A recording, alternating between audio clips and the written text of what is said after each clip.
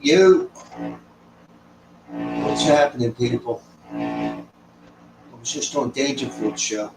I thought he was still on it. Here, I was watching a replay. What the fuck? I'm retarded. Yeah, I wasn't gonna stream, but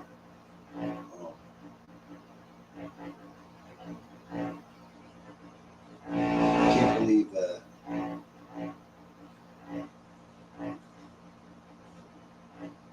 No, I mean Dangerfield inspired me to stream. My brother.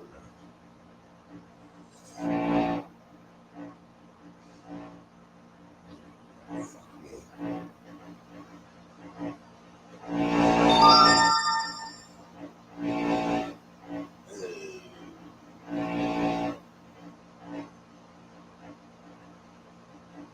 So people know I'm streaming.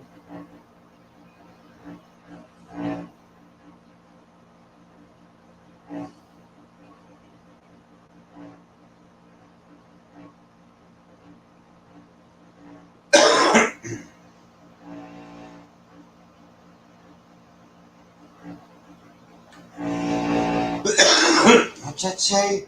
Agri Okie. I don't think I've seen you before. Welcome to the chat. A little early. I wasn't going to do it the stream, so it's kind of short notice.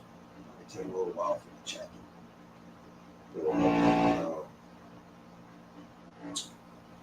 What the fuck? I love people on the stream.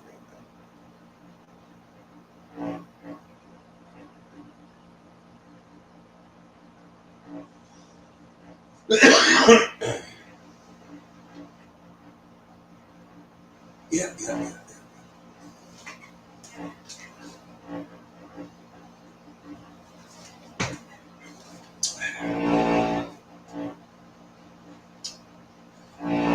What's up, AJ? AJ! I was on Dangerfield show for 15 minutes.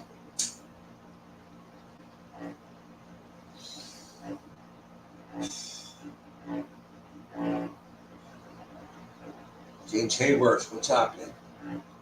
What's up out there?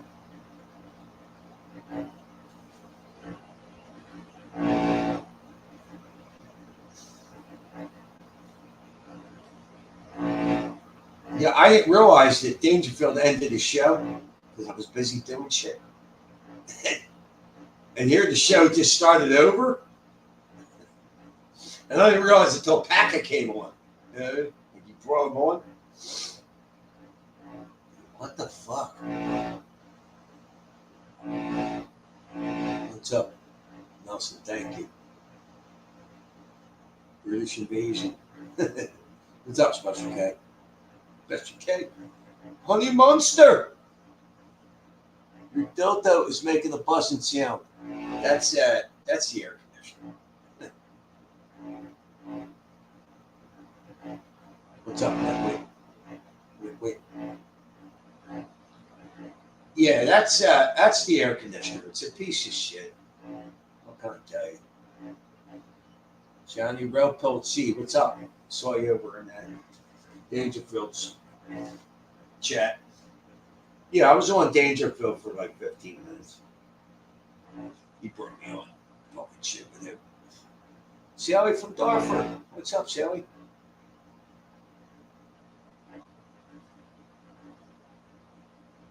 See, Scrubs rising. Scrubs rising. How hot is it up there today? I've been out a few hours. That heat wave we had broke. And it was hot and humid the other day. It's 80. Well, I guess in Philly. 88 in Philly. And Sunday and Monday, 99 and 85, 87. Then in the 90s, I think we're through with that heat wave we had, man. That was fucking putrid. But it still hasn't rained, so we're kind of fucked. I mean, what I do for a living.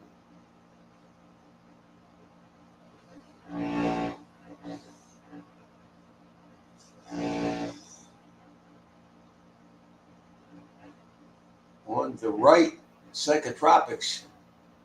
The AC sounds like Beethoven. Well, if Dangerfield would have complained, I would have shut it off. But he didn't say anything.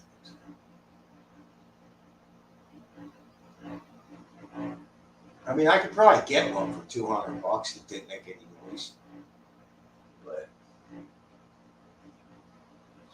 you should hear it when it's struggling to get to the temperature. See, you got your new shirt. Yeah, see it? You missed, bitch. You missed, bitch. I think this was cheap. It's like $20. No, I don't think there was a delivery fee or what. I got it right off Amazon.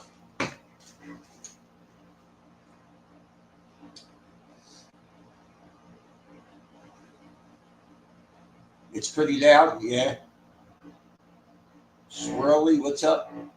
Yeah, you get used to it, because I do. If not, I'll fucking die up here.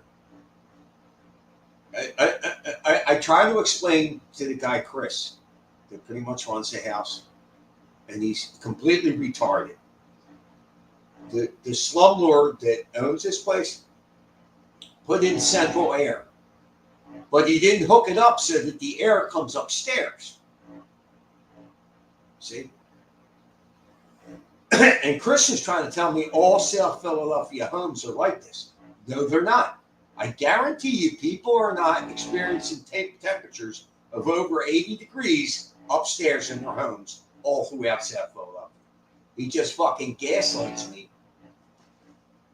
Yeah. Fucking tired of it.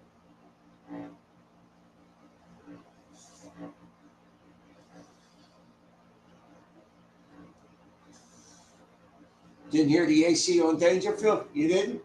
Well, you know what? The difference might be. Hold on. Let's see if there's a difference if I use.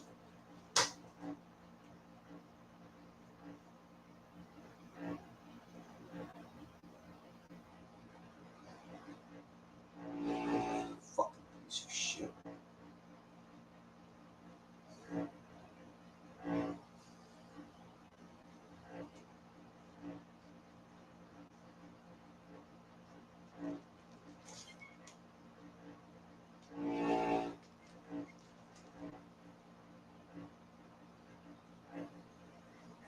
Might be a difference if I switch to this, because those headphones do pick up a fair amount of sound. They're actually, I paid $15 for them fucking white headphones, and they're not bad. They look a little crazy on me, but is it any better now? Yeah, it's starting to really fucking make noise now. I can hear it.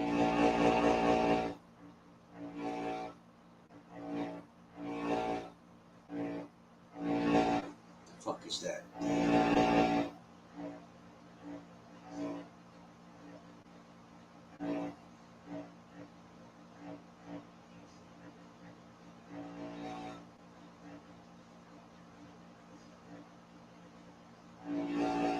Dangerfield's doing a lot of call-in shows. Wasn't he the one that was saying when you do a call-in show, that's when you don't have anything else to do?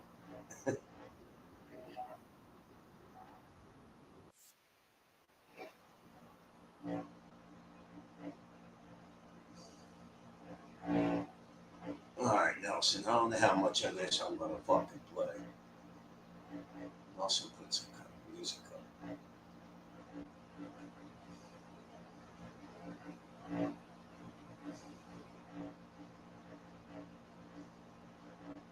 Breathe the air. No.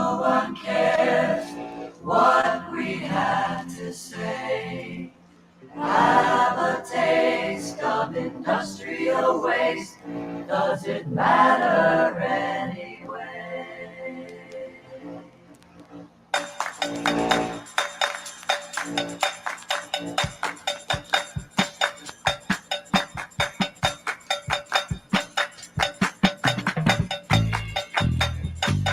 Whoa.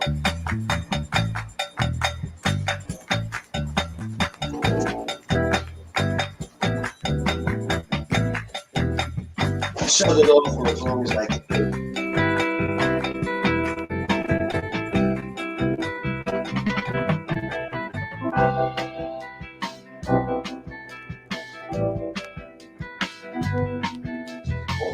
As the smoke pours overhead, it makes the sky all black and red.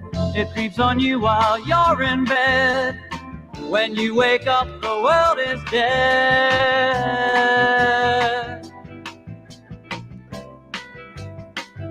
You're big on lunch, ain't you? The day has just begun. The clouds are out to have some fun. By 9, the smog has blocked the sun. It creeps upon. Yeah, enough of that.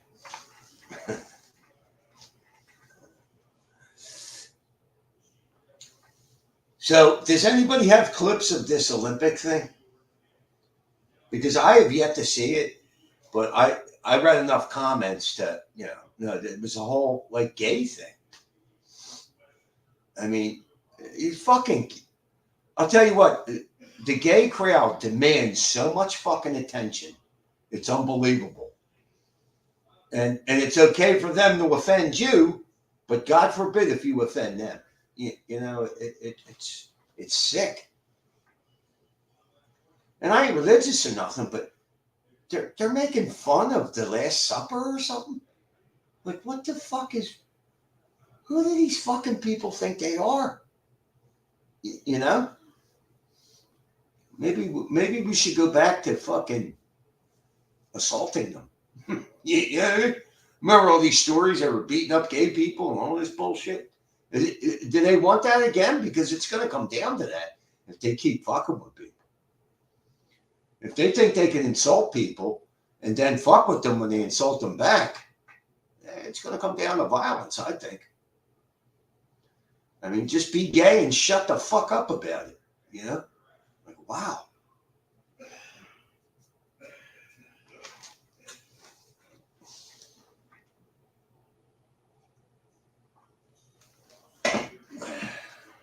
Yeah, France got a lot of balls doing something like that.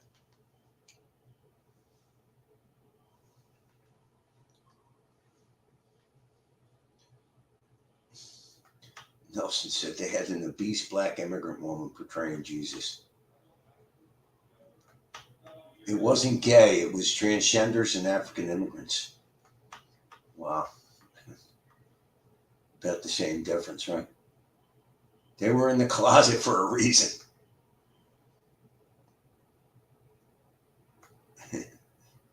It was literally balls out because one posted for a picture with his balls out. Wow.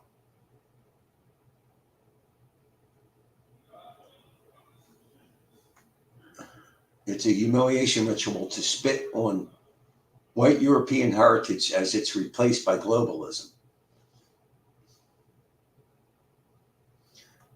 Eleanor said, I'm considering my employment options in the UK, new direction and all that. Well, good luck to you. I need to get the fuck away from this landscaping, man. I really do. Getting tired of this shit. Bullshit I gotta put up with. I'm fucking smarter than that, you know what I mean? But, you do drugs for 50 years, that's where you land up on a fucking grass cutting crew.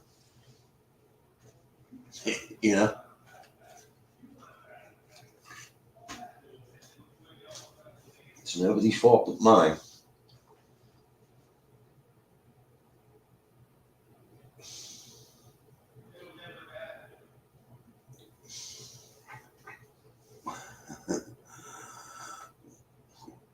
Wake up, black people. Whatever happened? That reminds me, Bobbity, have you seen the Black Hebrew Israelite? I haven't seen him in a long time. What's going on with him? Does he ever show up to HB? He used to show up on my channel. I ain't seen him.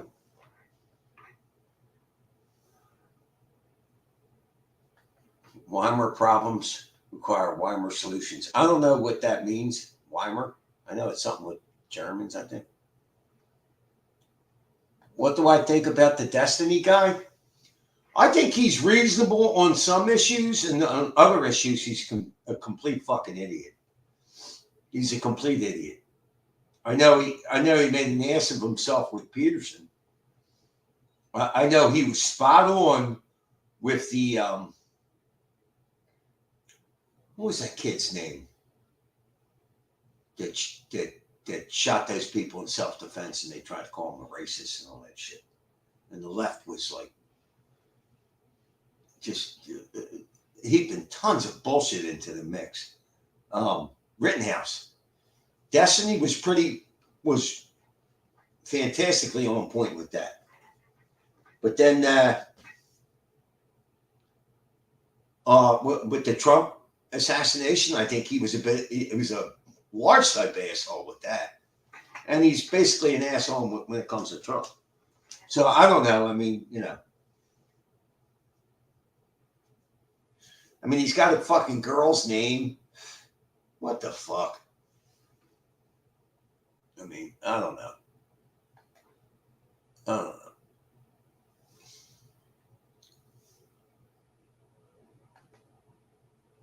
He shows up on P Dog shows sometimes. The brothers got to stay together.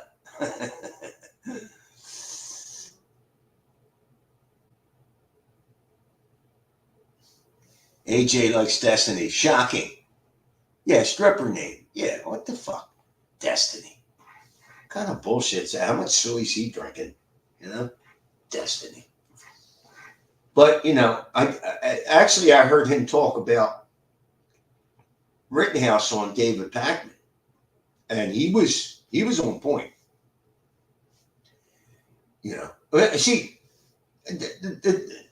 they try to paint it like if you see a situation reasonably, you're far right. That's how the left is trying to portray everything. If you see a situation for what it is and you're a reasonable person, you're far right. And if you don't got a fucking brain, then you're listening to the left. Modify it to whatever the fuck they want.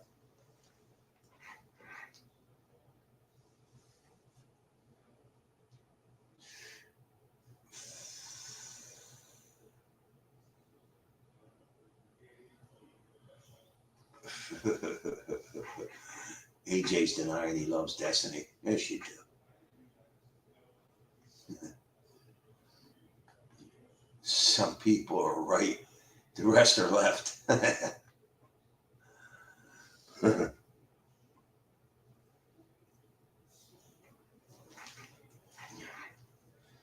Yeah, I just don't. How could you possibly be on the left? How is that possible? Like, are you that fucking stupid and brainwashed? Like, it's not even disagreement. It's they make stories up. The whole thing is made up. Like, and then they accuse you of doing that.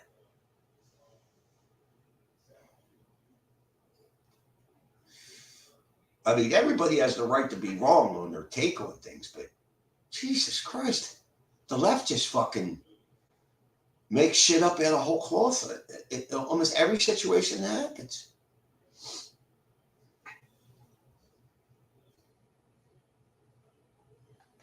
Jimmy, see if this one tickles your pickle. Leftism is the weaponization of envy, ignorance, and naive good intentions by the Machiavellian. I don't know, fucking Nelson. What the fuck you doing here?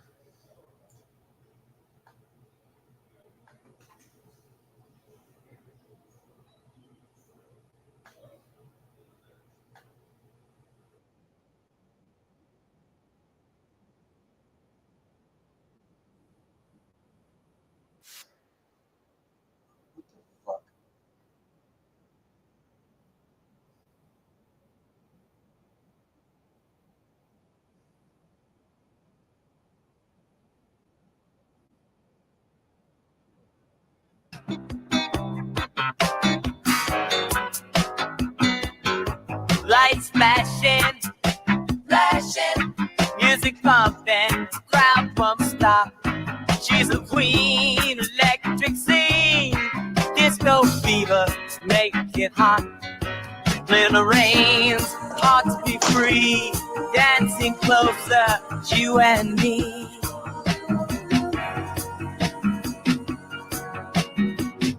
It's up, dance down, gotta love her. Why you? Woo-hoo. Bad boy, yeah.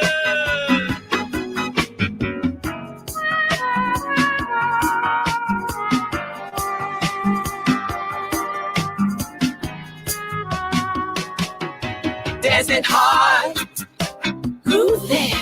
Get me hooked. I'm a king, lays the crown. Okay, enough. It's all right. I prefer progressive rock, so I do like some jazz, a little bit of rap, but I swear to God, Jimmy is a guru. I don't see myself.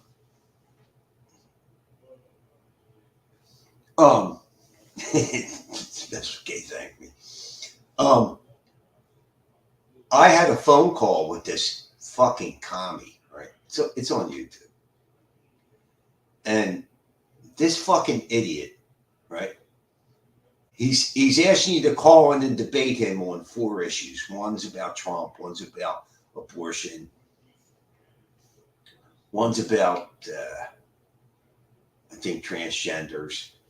So I call in. Now, I didn't read the whole thing, but apparently after 20 minutes, somebody can pay him $20 to cut you off, right? So he cuts me off, right? So they were all, first I call in and I say tranny, right? I refer to transgenders as trannies. He hangs up on me and they're all like screaming online, you know, like, that's a slur, apologize, right? So I call back. So he's like, so you're going to apologize? I'm like, well, do I have to mean it? Then I'm like, well, I'll tell you what, I won't say it again, right? And I did. I gave my word. But I don't even know if I want to play it. It's fucking stupid. These fucking people, he's trying to explain to me, right? And here you go. I tell him, I'm like, these fucking transgenders are nuts. They're saying they have periods. Well, they do have periods. Then he's trying to explain to me the difference between a period and menstruation. These people are fucked. They're fucked in the head. They come off as these pseudo-intellectuals with this smarmy kind of fucking attitude. You know what I mean? Oh my God. And what it really is, I think he even agreed with me, it's from the medications they take. You know? Then he disagreed with me that they all go sterile. So I looked it up and he's right. They don't all go. 76% regain normal sexual function after the operation. So that means you got a 24% chance of not being able to have an orgasm. And that's mostly for, I think, the men that turn into women. You got a 24% chance of never having an orgasm again. And if you're a kid, some of them may never have an orgasm. Now, you can make the argument if they can't miss what they don't have, they never had it.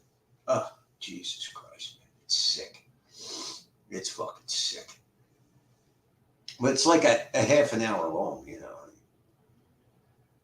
But, you know, I'm just being me. And I tell them I support abortion when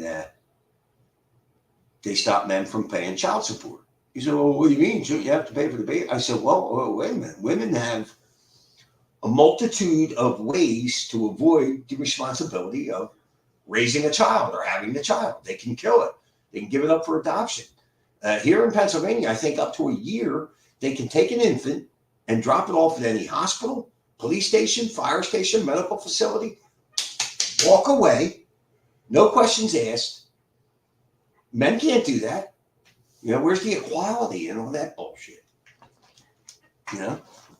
I mean, point being, what if you fuck some crazy bitch at a bar and she gets pregnant? She has the option to kill it, give it up for a dog, all those options, right? But if she decides to have it, you're on the hook. You can't escape it. But women have a multitude of ways of escape. That's my point.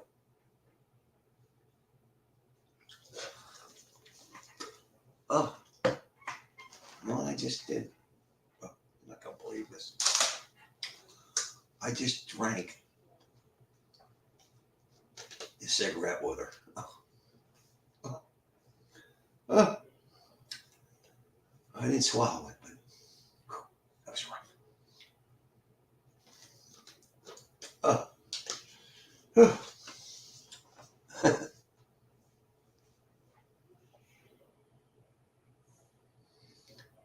If you have your wanker removed, you ain't having an O anymore. No. I was reading this. Now, let's face it. It could be all bullshit. Because, they're talking about science, this and that. I said, look, after the pandemic, I don't trust any of these studies. I don't trust the medical community one fucking bit. That politics has entered the medical community. It's probably always been there, but the pandemic really opened my eyes. They will fucking tell you anything. They'll lie to you. They'll purposely create confusion. But from what I read, it looks like most of them can have an orgasm, but 24%. Now, I can almost guarantee you that's bullshitted upwards. You know what I mean? Because I've heard investigative journalists that did whole case studies on this stuff that said almost all of them don't have orgasms. So who are you going to believe? The fucking commies, the medical literature that politics has entered and has taken over, right? Or an investigative journalist. So, I don't know.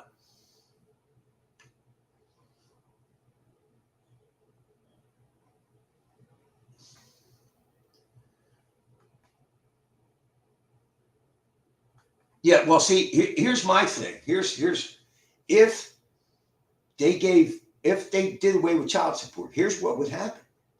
Women would be a whole lot more selective on who they sleep with, wouldn't they? Wouldn't they? Because there's some women that just want to get pregnant. They don't want the man.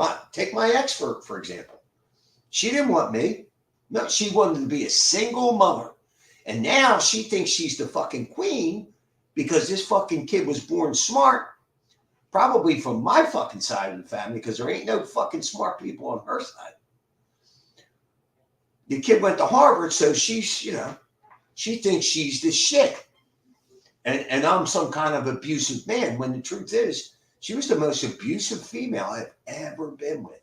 I mean, it was just the shit that I put up with. I mean, it was so much shit that I forgot a lot of it. Every now and then, some of it comes back to me.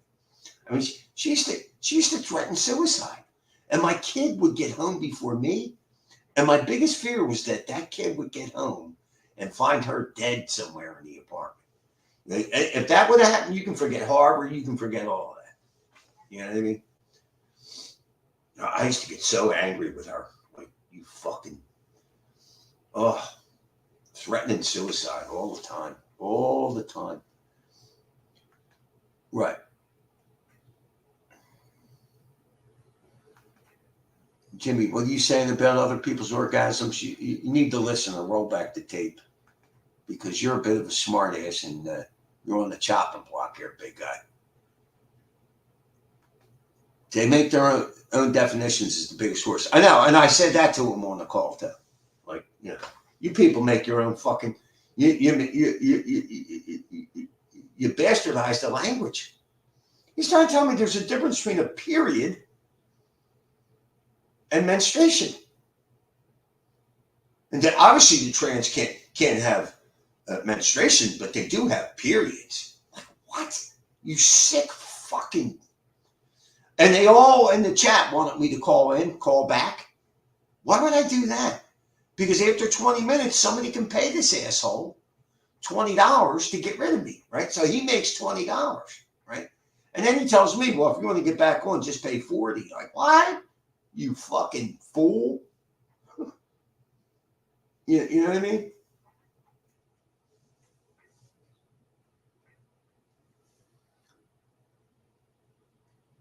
Matt is next. Jim, you should get in the bodybuilding with me. I just got my new dumbbells delivered. I'm about to lift. Do you know how much food I would have to eat to build muscle? I went over a plan with a trainer before. Oh my God. The amount of food that I couldn't eat it all. I'm telling you. I don't think I could. I would have to do a lot of cooking. I don't. I'm fine being skinny. You know what I mean? Like, I mean, it's better than being fat.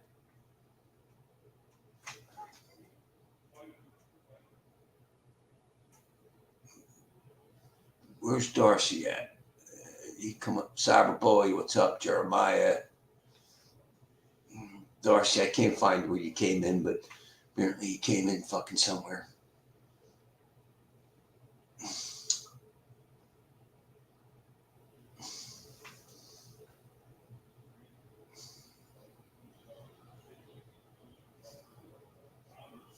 What's up, Darcy?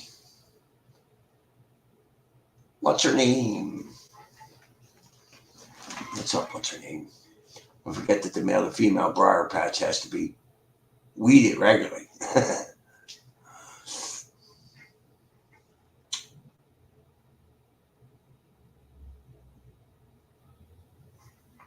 What's up, Damien? Some of the Paris Olympics satanist pedo videos are being removed due to copyright to hide the globalists, Satanist, pedo predilections. Yeah, I'm afraid to even plan any of it. You know what I mean? I'd have to go on Rumble or something. You know what I mean? Right. I agree with you, Jeremiah. So Jeremiah says, phobia is the biggest they abuse. A phobia has always been defined as a fear of something. Now they try to say it's an irrational aversion to something. Right. Exactly. And you know what it is? Do you know why they say you're transphobic? That's a way of insulting you. See? That's my belief. Saying, you know, you're afraid of us, but then not admitting that. Yeah, that's a way for them to insult you. Homophobic, transphobic. That's all it is. That's all it is. And it's literally gotten into the lexicon of language. People use that language. Even conservatives use it. It's just like they keep screaming that the U.S. is a democracy. It is not a democracy. Now, this idiot fucking AJ, you can't tell him that either. We are not a democracy. A democracy, it's horrible. A democracy is horrible. That's why we're a constitutional republic, because minorities get protected. And we're not talking black or white minorities. We mean minority of thought, So they keep screaming it's a democracy, and I don't hear a lot of pushback from a lot of conservatives. We are not a democracy. Donald Trump's going to destroy the democracy. Good. We don't have a democracy, and he's going to destroy their attempt to make it a democracy. See, that's what they want. The democracy is where the majority says, fuck you, basically. Me and you could agree on something, and the other guy that don't, we can kill him. We can do whatever we want to him. You know what I mean? But in a constitutional republic, you have due process. You have, a lot of safeguards to keep the majority from sticking it up your ass.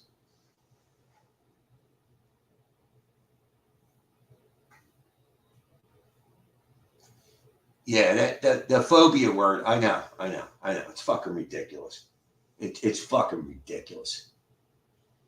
They even changed it in the dictionary. Like in other words, phobia says you have a fear of something, right? But when you look up homophobic or transphobic, it says exactly what it's fucking ridiculous. These leftist so-called intellectuals, David Pakman likes to be seen as that. He's just a smarmy little fucking liar. You know what I mean? That's what they are. They're fucking liars. They bastardize language. Yeah, and when you talk to them, their point isn't to enlighten you. It's to anger you, confuse you, frustrate you, and get you pissed off so they can go, see. You know what I mean? Fucking pieces of shit. What's up, Billy Blocks?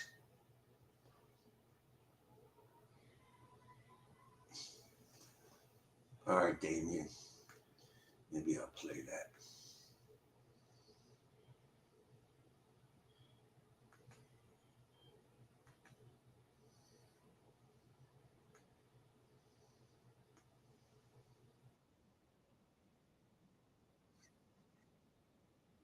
Oh, come on.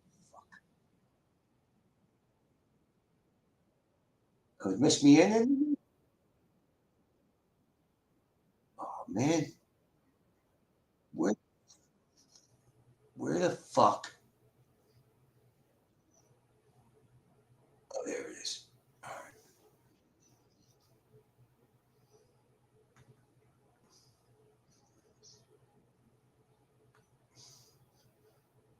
What's up, Miss Me in it? Miss Me in it.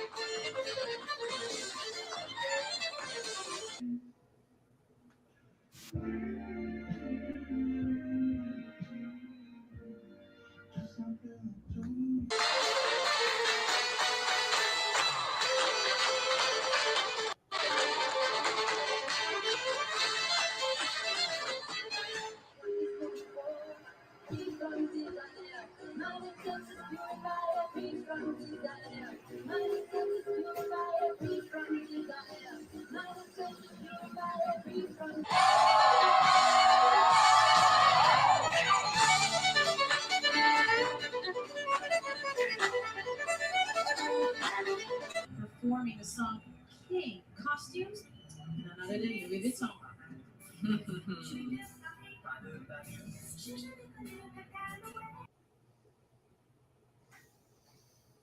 What the fuck?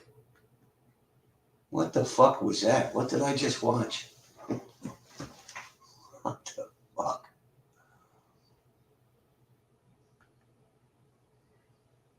Yeah.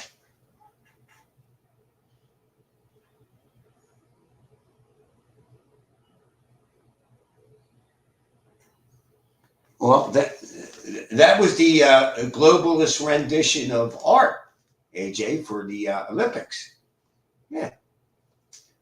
Yeah, the transgender, gay, throw it in your face. We don't give a fuck.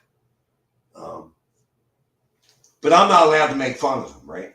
That's transphobic or homophobic, right? But they can offend you, but you can't offend them. Yeah, they were parodying the Last Supper, right?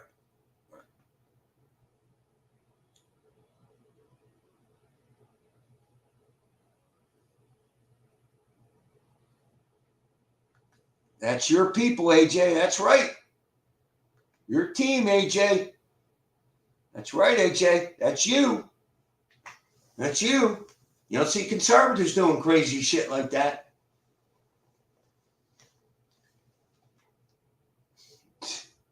Sorry, voices. Probably wasn't her last supper that night. Yeah. I'm starting to have an ugly motherfucker phobia. See, are you still doing the same job as you used to, trimming? Yeah, that's what he's doing.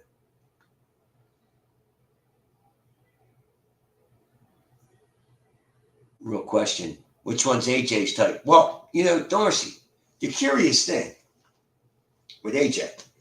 He says men can become women, right? But he won't fuck trans women. He won't do it. Now, it took me like 5 shows to get it out of him.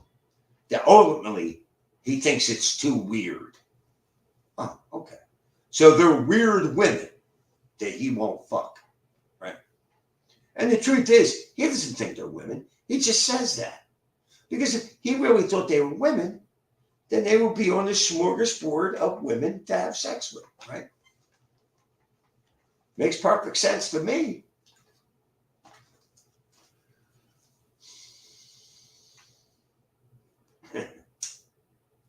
I don't think he has tried it, Watson.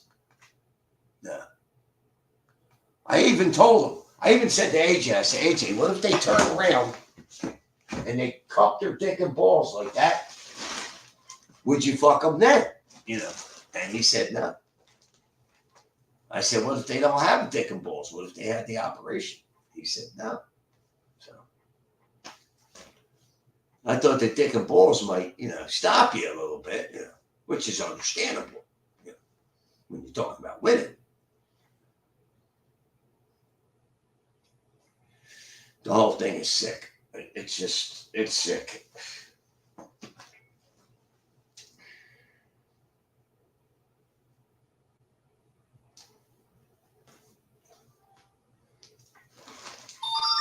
These fucking people are some of the most attention-seeking people on the planet. You know what I mean? And I don't mean like the regular, your rank and file gay people and trans people. I don't think they want attention. You know what I mean? I really don't. It's these fucking activist types. They're going to fuck it up for all of them. I'm telling you. They keep pushing this shit in people's faces. I'm telling you, man, that something's going to happen. It's not going to be good for them. It's not. I'm telling you.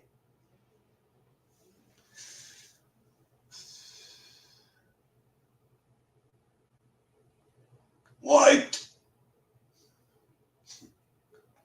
Remember when I used to go on Pac-Man? Well, I would call his voicemail, Jimmy from Philly. What? David. That fucking pussy. I sent him a bunch of fucking real strong messages when Trump got shot. I'm like, you motherfucker. It's motherfuckers like you that started this shit. And it is. It is. And he now has me banned on his show. I can't even I can comment, but I'm shadow banned. So fuck him.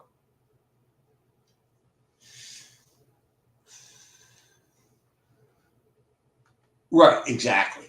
Push people until they snap, then blame them for snapping. Right. The artist tried to say it wasn't the Last Supper. Yeah, well.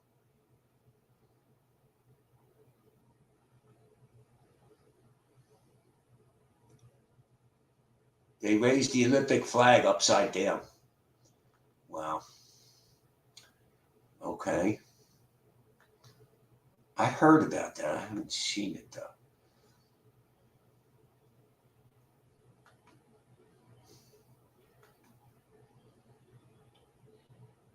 Oh, wait a minute. Debate the Socialist.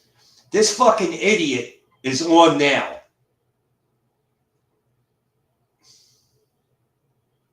I could call him and live stream it, but no. These people are very frustrating to talk to. Yeah, he's on now. I'm going to start fucking with him, too. I'm going to start putting some shit in the chat.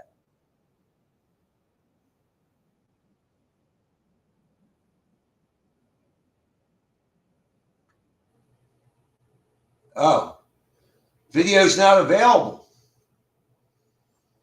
Yep. It's not available.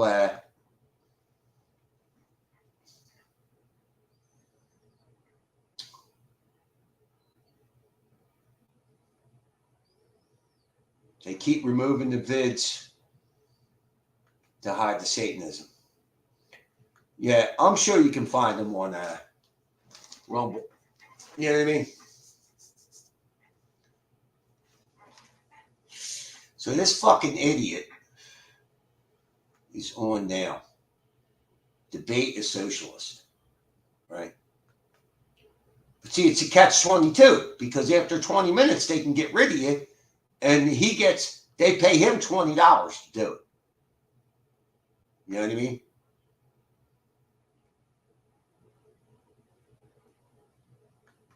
What the fuck? All right, let me see if I can pull it on.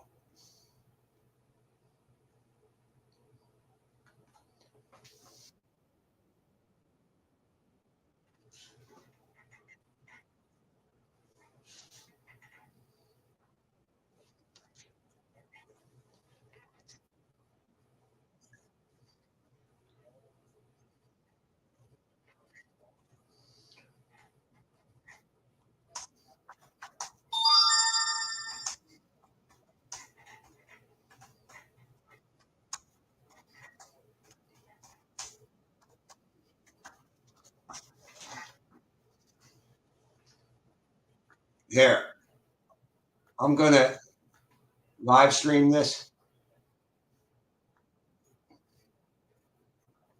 Sharia law should Yeah. not be allowed in the U.S. 100%. If you abide by those rules individually as an individual person, 100%. So any country with Sharia law, just banned. Look at what Poland did. They did not allow any immigration, especially Muslim immigration, and they're doing just fine. There is no crime there. There is no terrorism. They're doing just great. So then you look at what happened with England, where they'll have pockets of Muslims that will have their own like communities, and in their Sharia law states that they have to abide by the law of the land. But they'll go around that by creating a community, which now that community is now their land. There was a thing in England, it's probably like a decade now, but there was where a girl got raped by a Muslim guy. Then he goes back into the Muslim community. Then the cops were investigating the rape. And then there was this whole protest against the cops being in the community to investigate the raping. Or what about recently where the kid, the Muslim father, beheaded the teacher in England for showing the kids a clip about Jesus, and then the guy goes and beheads the teacher. Yeah, so I'm just confirming that you believe, as Trump believes, that every person who comes from a country where they engage in Sharia law should be banned. It's fucked up. But I'm giving you the evidence of how England did it, and then you look at what's going on over there. That's exactly what's going to happen here. So I'm just confirming, you think they're going to come here and then what? Implement Sharia law in the U.S.? I can't even listen to this guy. You know what I mean? You hear what he just said, that Trump said all Muslims basically are terrorists. Trump never said that. I can't even, and the whole chat is behind it. Like the entire chat. It's like 100 people. And the chat will get bigger too. Because he's wearing cat ears like some fucking little homo. Oh, God. It's fucking sickening. What's up, Eldridge?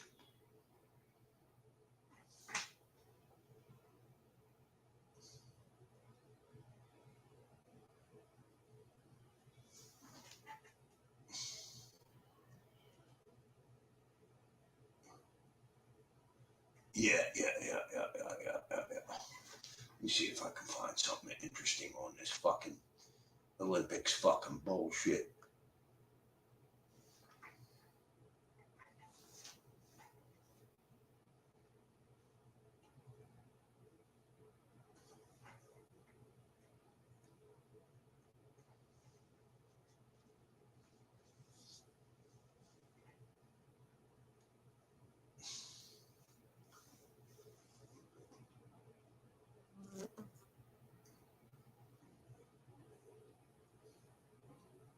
Wait a minute, I want to see.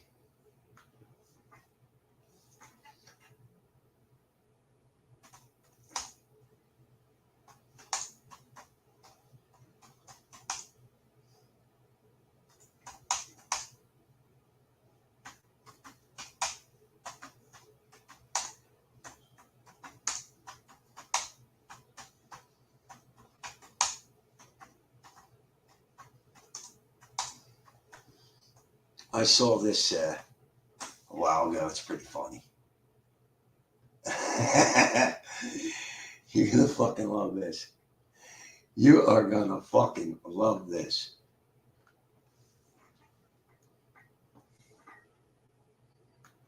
So this fucking idiot, right? He's on a Zoom call for court, and I think he's charged with driving without a license, right? But he's fucking driving. Watch this. Mr. Hello? Harris, are you driving? Actually, I'm pulling into my doctor's office, actually. So just give me 1 second. I'm parking right now. Wait.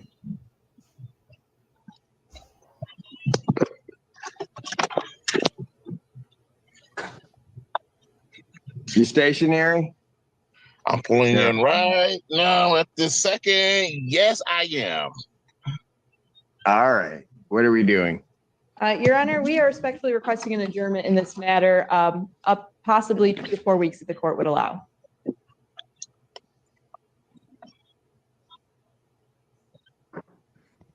Okay. So maybe I don't understand something.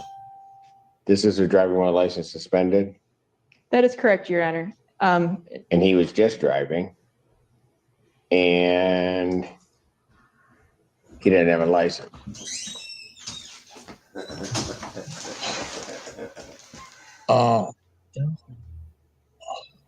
Is with the charges, Your Honor, yes. No, I'm looking at his Yes. record. He doesn't have a license. He's suspended and he's just driving. That is correct, Your Honor.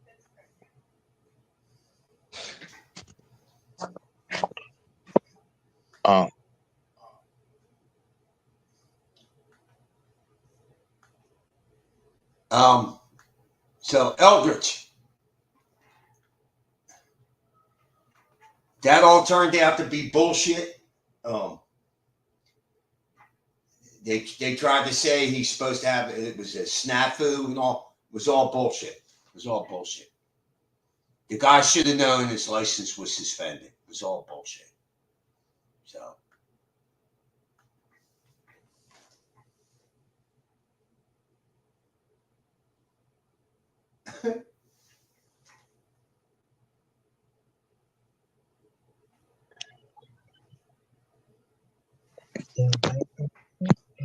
Look at the look on his face.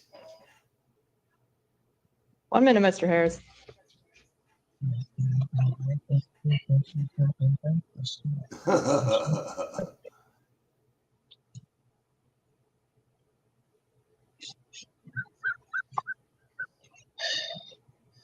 I don't even know why he would do that. So defendant's bond is revoked in this matter. Defendant is to turn himself into the Washington County Jail by 6 p.m. today. Failure to turn himself in will result in a bench warrant with no bond.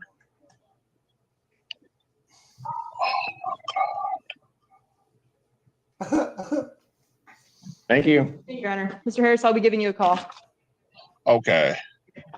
Court calls the case. People versus Maya Isom. Now I've seen that judge, that black judge before. He's pretty good. Revoked his bond. Now, see, here's the thing. If he turns himself in, he'll get a bond. Probably be more money than he paid before, but at least he can bond out. But if he doesn't turn himself in, they put out a bench warrant, and when they find him, there's no bond until the court case is over with. And that could be quite some time. So.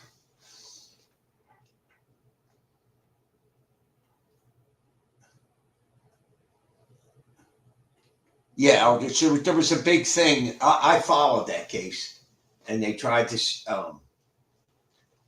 that he was supposed to have his license, and no, he fucked up. He didn't. There were things that he was supposed to have done that he didn't do. I forget exactly how to explain it, but it's obvious that a fucking child. Yeah, he's just. Well, obviously he's stupid. I mean, you know, he's a little fucking stupid. I mean, you know. You're pulling up to a court case of driving with a suspended license and you're fucking driving. Like, what the fuck? And you should see some of the people in the fucking chat, some of these videos defending them. Well, he might live in a rural area, and that's the only way he can get to his doctor. What the fuck? And apparently he's been driving like this for like 20 fucking years or some bullshit. I forget. I followed it. I went down the rabbit hole. They have me believing too that they fucked up and should have gave him his license back, that it was like some kind of snafu in the computer or something. No. They made it sound real good to his lawyer, but no. Because the judge actually went and researched it and figured it out. Yeah. That judge there, he's pretty good. There's another black judge, I forget. It's a female. She's pretty good. I'll tell you what, you don't want to go in front of her. She'll put you in jail in a fucking heartbeat. I forget her name, but I like watching her. She's very prim, very proper. You know? She'll throw your ass in jail in a heartbeat. Didn't Biden say people of color couldn't get access to licenses? Yeah. That dude was just fucking stupid. He might as well have sparked up a blunt. There was one dude that lit up a joint in the courtroom. I forget. I seen that a while ago, too. So, Damien. All right, Damien, let's see. I just hope they don't ding me for showing any of this shit. You know? But, let's see.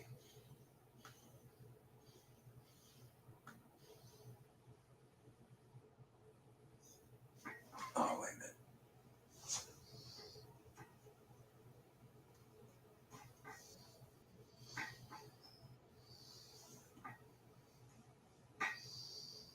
Oh, I don't want to show that. I can't show that because YouTube could zing me on that. Yeah, it's a picture on X, and one of the guy's testicles is hanging out of his pants. Yeah, it's clear as that. I'm not showing that. Yeah, I saw that video too. That black dude says it. Yeah. Warning testicles. Yeah, I can't show that. That'll get me fucking banged. It's a small part of the photo. I know, it doesn't matter. You know, some dickhead commie could report me to YouTube and get me taken down, so I ain't doing it.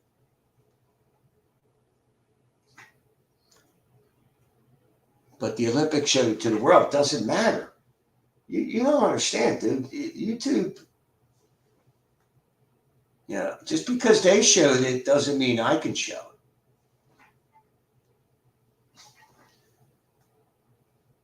Yeah, well, I bet you want to see that testicle too, AJ. That's your side, okay? In action.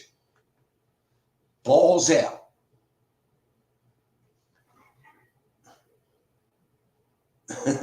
Don't show it, please. I'm eating lunch. Boy, you're serious about that fucking lunch, ain't you? Fucking Bobby has his fucking motherfucking lunch every day.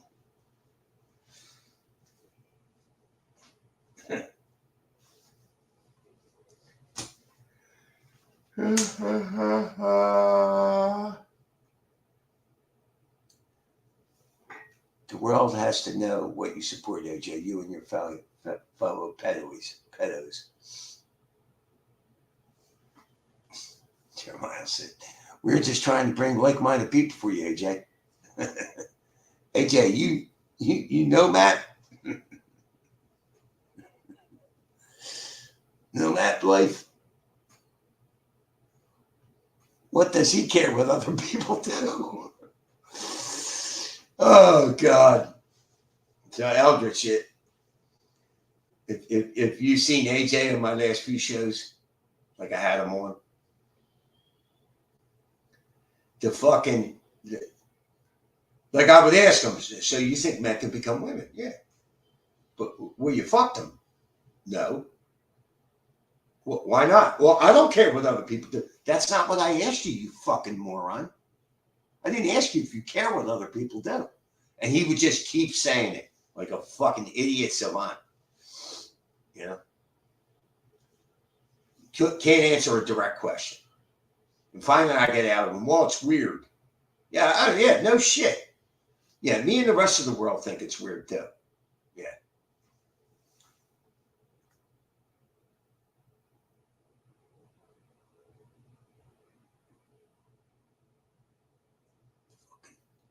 Fucking moron. So they're pulling down all those videos, huh? Wow.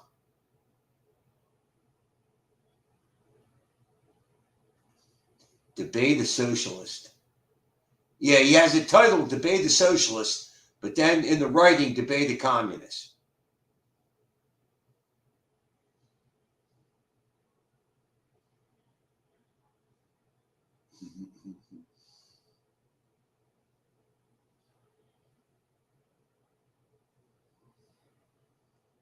Oh, let's see.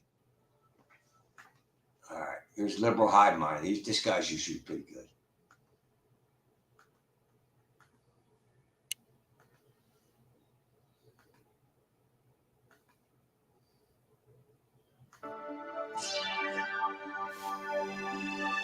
Hey guys, welcome to the Liberal Hive Mind, a channel solely focused on exposing the abundant hypocrisy of the left. Alright friends, so the viral clip I'm going to show you in this video, I think pretty much confirms exactly what I've been saying the last couple of days. Democrats are hoping that they're going to get their candidate across the finish line based purely on manufactured hype. It seems as though their perspective is if they could get enough social media hype, enough Gen Zers going on about whatever this Kamala brat thing is, and enough celebrities, of course, jumping on the 12-year-old bandwagon, that alone is going to be enough to get Kamala in. Well, I'm not so sure about that one. See, Democrats have a little bit of an issue here. The whole identity politics argument. It works very well in the media. It works very well with the clueless drone-like masses who just follow whatever the current thing is. But there's only one problem with this strategy. It doesn't hold up to scrutiny, and eventually, the luster starts to fade, and people start to notice all the spots, they start to notice all the imperfections, they start to notice a cover-up rather than a good job being done. And that process, my friends, well, it's already begun. Let me show you guys exactly what I mean by that. We're already starting to get some hints, suggesting that this whole Kamala Harris thing won't last very long. We got some stuff to get into, so let's roll the tape. All right, folks, so as much as Democrats want to avoid it or as much as they're denying it, the simple fact is the only thing they've got when it comes to promoting Kamala Harris is clearly her identity. They're leading with the issue of identity, even though they're pretending that they aren't. Kamala Harris is a whole lot more than just a black woman. It's an interesting claim, but apparently the voters haven't got the memo, because all I keep seeing as the pure justification for supporting Kamala Harris when it comes to a lot of these vlog-style videos and TikTok videos is essentially the outright statement that I am going to vote for Kamala Harris because she is a woman of color. She's not one of those white male Republican racists. Democrats, of course, don't want to admit it, but that's pretty much the pitch. Well, let's take a look and see how that pitch is doing, shall we? Take a look at this online debate. Vote for? Let me ask you a question. Would you vote for? Yeah. Why? I'm going to just be real honest with this. She's a black woman. Yeah. Because they same folk, not Kim folk. I think it goes back to what somebody was saying, where it's not voting for someone, but majority will vote for somebody else just to wait. Hold on. Let me man this out. I think majority is it only because she a black woman? Yeah. Do you not see how that's a bad idea? Elaborate. Okay, so we're in 3 proxy wars with some of the most powerful leaders in the world. She failed at the border, in which we have an estimation of 15 to 20 million people illegally into this country. That is literally overtaking and bankrupting Chicago to the tune of over $400 million per year, and they're in a deficit. Oakland is going out of business. San Francisco, ditto. California, $65 billion deficit. New York, They're literally cutting trash, in which they are the rattiest, dirtiest city, and they taken up resources as far as free healthcare, free hotels to the tune of $600 a day. They're literally taking over your schools. Your taxpayer dollars are going to fund the migrant crisis. She was supposed to be in charge of this. We have a failing economy. Every single day I see people getting on the internet talking about $30 an hour is the new minimum wage because inflation is out of control. At one point, it was at almost 10%, depending on what city that you in.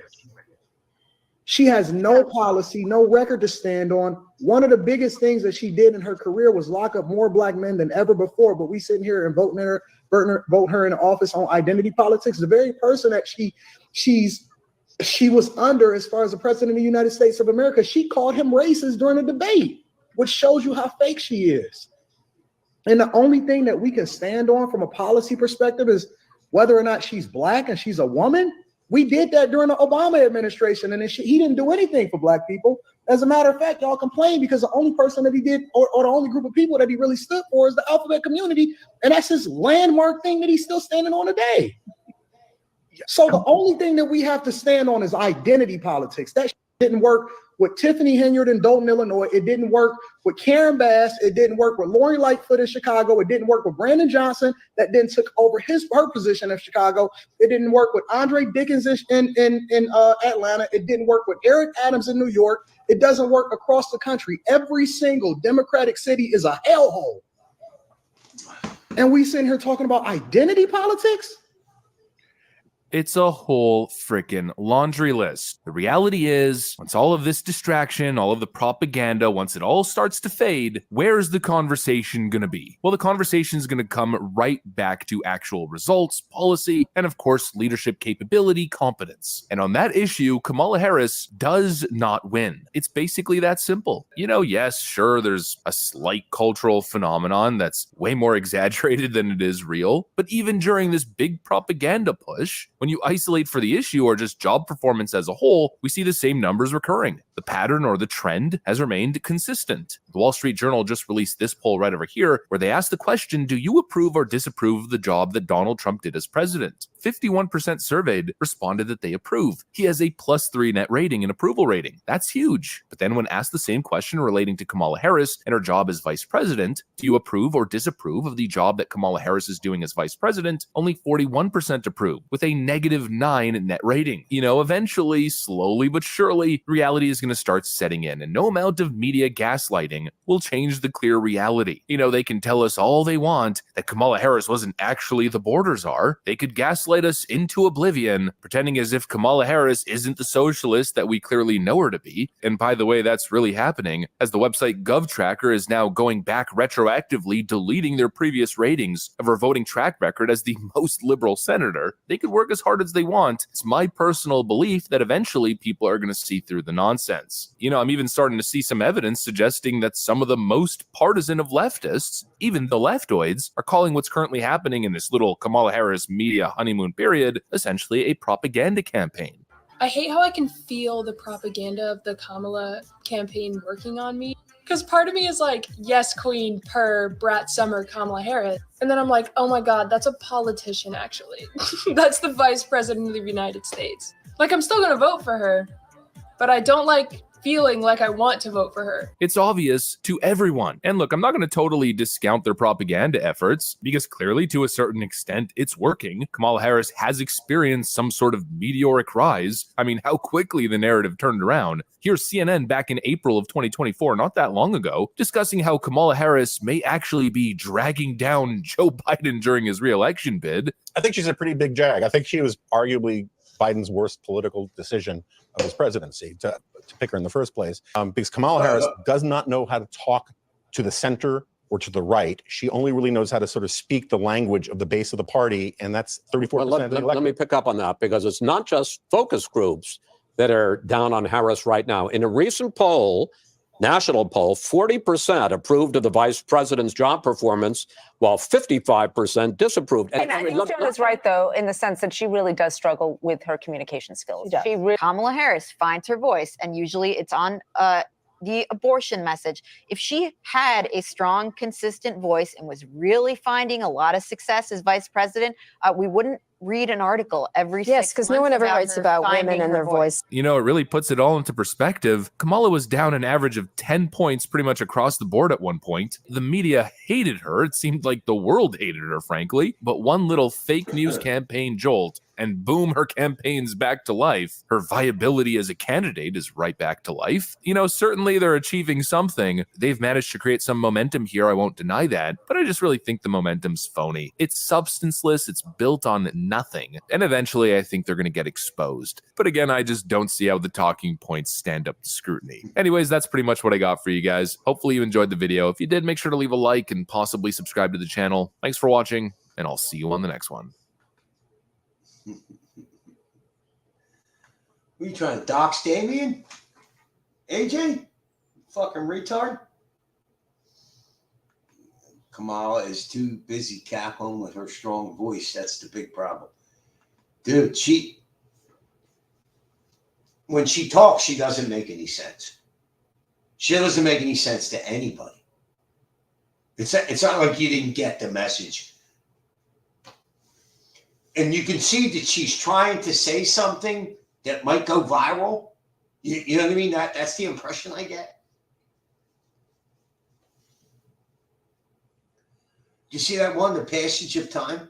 She must have said the word passage of time at least 15 times. And what she's trying to do is get like a hook, you know, like and it's not working, like, because you're fucking retarded. She's not making any fucking sense whatsoever. I mean, it's just, okay, so if anybody wants to donate, let's get some kind of grift going. For Christ's sake.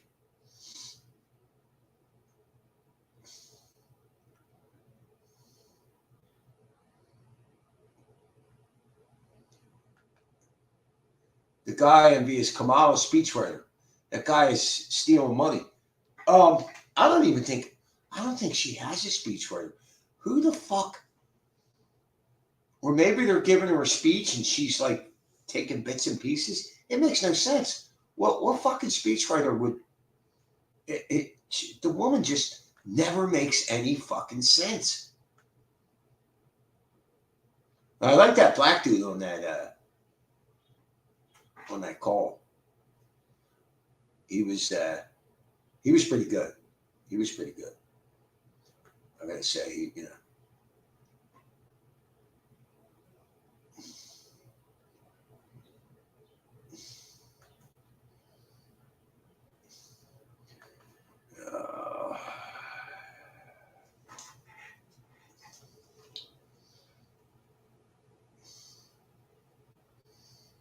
Yeah, I think that they're going to go after Trump again.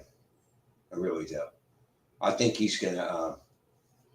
I think there's going to be multiple attempts on his life. I really do.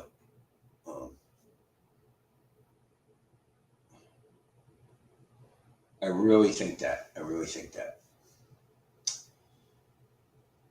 And from what I understand now, he's doing rallies inside. What the fuck?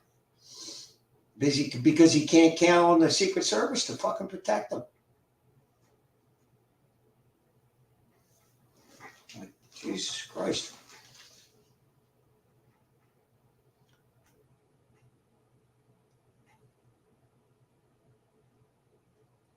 Yeah, I get the impression that she's trying to say something that might get picked up and go viral. You know what I mean? That's what I get. That's the impression that I get what she's trying to do.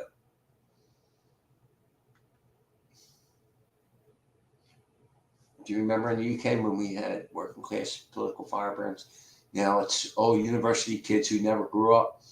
I get the feel Kamala is one in that category. Yeah, I mean, there's a picture of her with her parents mocking that she's black. Her parents are Indian. She's not black. Now, in that picture, She appears to be much lighter skinned. I think she put something on her face to make her appear darker.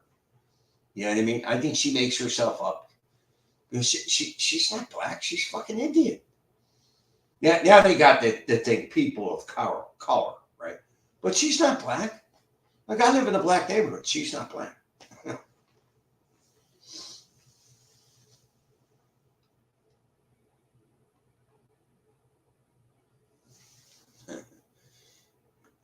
Joe Biden gained 6 inches of height since the coup replaced him.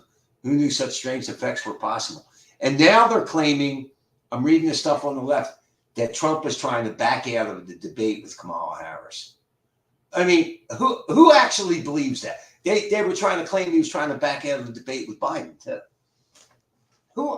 What idiot believes that Trump is trying to back out of the debate? All Trump said was he thinks that the debate should be with Fox. I agree. He didn't say he wouldn't debate. And he also said he wouldn't agree to the debate until the convention, when she's actually the nominee for president. That's pretty fucking reasonable. I mean, she's half Jamaican. Yeah, well, whatever. She ain't black. She ain't black, AJ. She's not. Yeah, and Obama was half white, you know, but he's mulatto. He wasn't black. He's mulatto. But, you know, they all said he was black, too. He didn't do a fucking thing for black people either. If anything, he fucking ramped up racial tensions between white and black people. Obama. That's exactly what him and his fucking wife. Him and Big Mike. Him and Big Mike.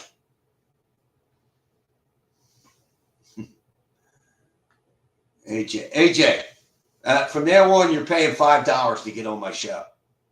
So whip out your fucking credit card when you come back. Yeah. You can go buy beer, but you can't donate. Fucking dickhead. I'm serious too, AJ. Break your fucking credit card out. Yeah, at least $5. Should be more. Bring you on more than any fucking body. Look, he just writes StreamYards like, you know, I'm going to automatically do it. Like, fuck you. You're paying before you come on the fucking stream.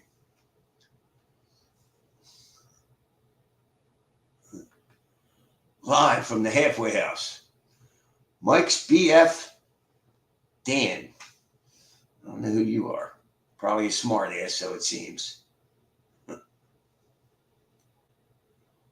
Foster's not a bad value for the alcohol content. Well, AJ drinks that fucking Steel Reserve. It's 8%. It's shit. He gets 3 tall boys, 3 24 ounces for like $5.50 or something. It's piss. I couldn't even finish one of them. I had one on one time. I couldn't even finish.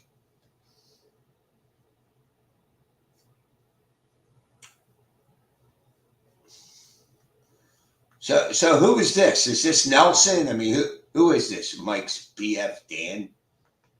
Boyfriend Dan, I guess. Fucking multitude of retards on fucking YouTube.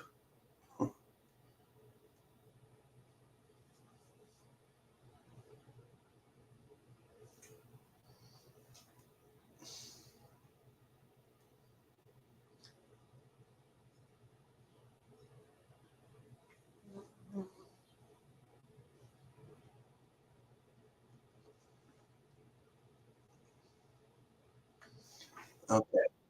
There's some things on the Olympics. I'm gonna check this out. I'm a homosexual in a committed, loving relationship.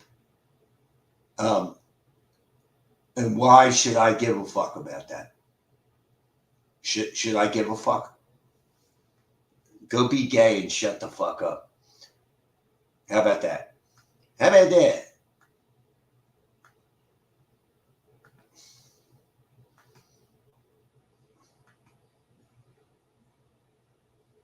On YouTube, I am back. So we're here to talk about the woke decimation of the Olympics. Yep, the woke, the lefties out there, the SJWs, have ruined yet one more thing, and this time it's the Olympics. The opening ceremony was just held in the past day or so. It's puerile, it's disgusting, it's gross, and it seems like all they were trying to do was not celebrate sport, but instead insult Christianity. That seemed to be the core focus. We're going to be talking about this absolute fucking clown show and how degenerate these low-life scumbags really are. But as I always say, first up, you want to help me out, hit the like button and subscribe button as well. And if you do hit that subscribe button, make sure you hit all notifications because I'm struggling here. But let's start here with this. And that there is a good indication of how far things have fallen off.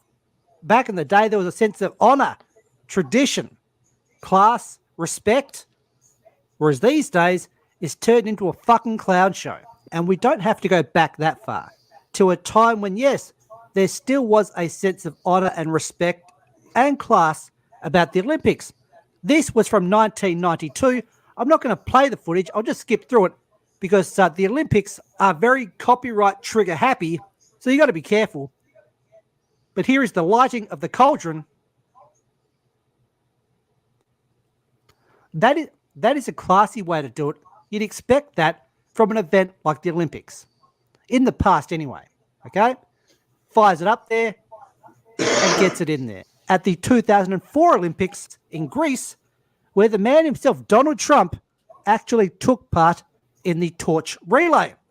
But, as you can see there, this year, things have dramatically changed, but it gets much worse than that. As you can see right here. Yes, those are actual still images from the opening ceremony. What in God's name is this? You've got a drag queen or a transvestite there on the left. You've got this blue person there who's almost naked. You have this morbidly obese woman in the middle. And when you find out who she is meant to represent, if you're a Christian, you'll be smashing your fucking computer. Evil cannot create anything new. It can only distort and destroy what has been invented or created by the forces of good. And there are those images again. Who thought this was a good idea? Some artsy-fartsy fucktards. As Travis says here, turned on the TV to watch the Olympics, and apparently it's been replaced by the Ozempics. That is a great line. That is a great line because, I mean, look, it's meant to represent the peak of human athletic performance. And this isn't it. People that are in charge of that ceremony need to be dealt with the way the Russians deal with illegal immigrants. You gather them all up and you deport them. Deport these rodents who did this to like the Middle East or something. Chuck them in a Middle Eastern jail for a few years. They hate Christianity so much, give them a taste of the other side. But thankfully the ceremony has been universally trashed by everyone out there with brains. You might have some extreme leftist fucktards out there who support it, but they're just a very small minority. Everyone else is going, what the actual F was that? Even non-Christians are saying, why are you trashing Christianity? There was no, like, why even talking about Christianity at a sporting event? And this was from the 25th of July. So a couple of days ago, Queer Olympic opening ceremony director wants everyone to feel represented. Looks exactly how you'd expect him to look. Some soy-infested bitch. And as Matt Walsh says here, the Olympics opens by making a demonic mockery of the Christian faith. I said this woman represents someone earlier. Guess who she represents? I'll skim through this. I won't play it. Who do you think this morbidly obese person represents?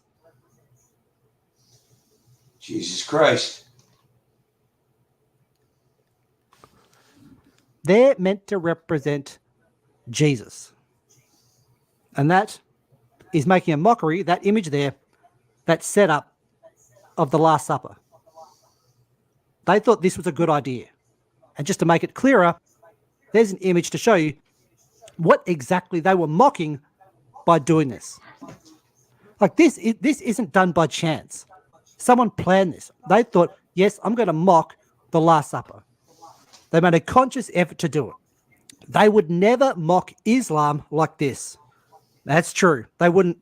That is exactly right. They would not do that, not even once. Not even once.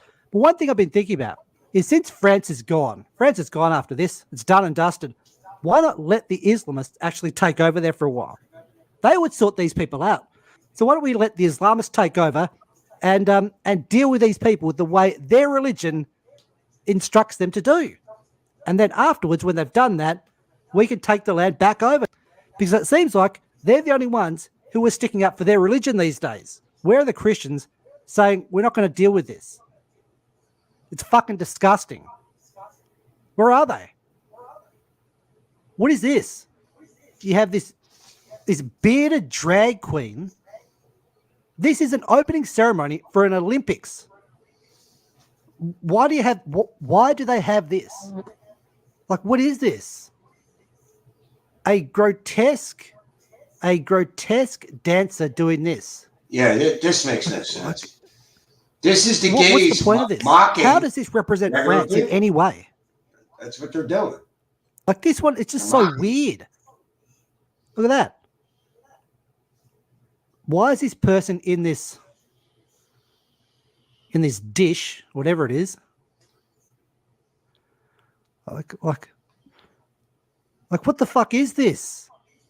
What kind of degenerate, disgusting garbage is this? And someone did the comparison here between the Olympics in 2014 in Russia and 2024, right? Something family friendly. It should be family friendly, so everyone can watch it and gives you a bit of history about the country that's hosting the Olympics. That's what it's about.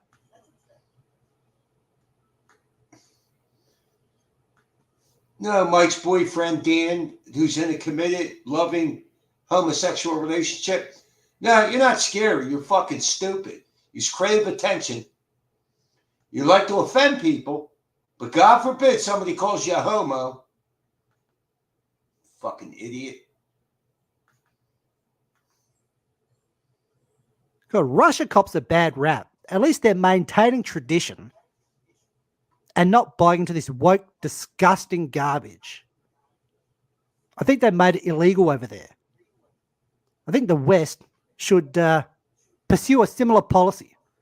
Make all that stuff illegal, get rid of it. They included kids in this debauchery. This isn't okay. They included children. There are kids here. This effing sea. Children. Right? What are you doing with the kids there? You creepy weirdos. You effing creepy ass weirdos. Look at you. Look at you. Get these.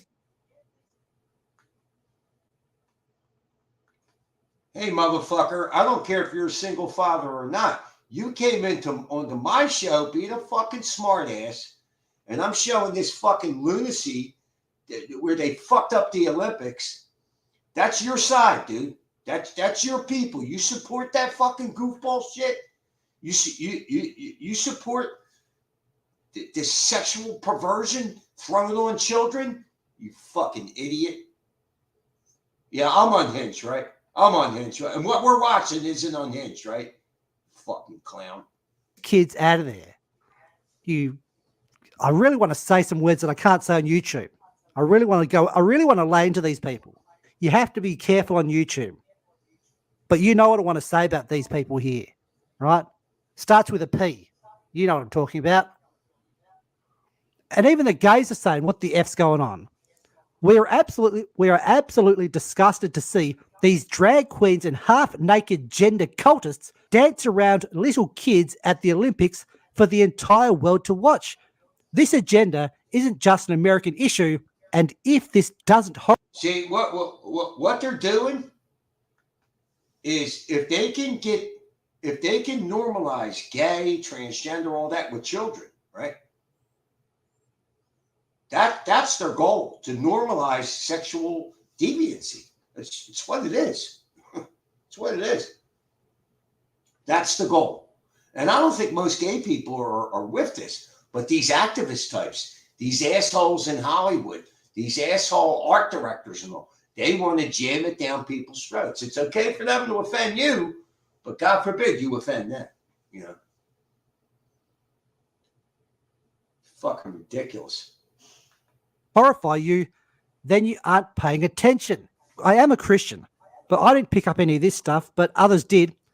This one here. So the image of the golden calf up here. Apparently, the golden calf is mentioned. See, they won't fuck with Islam because Islam will murder them, right? And I think that's part of the problem with the Christians.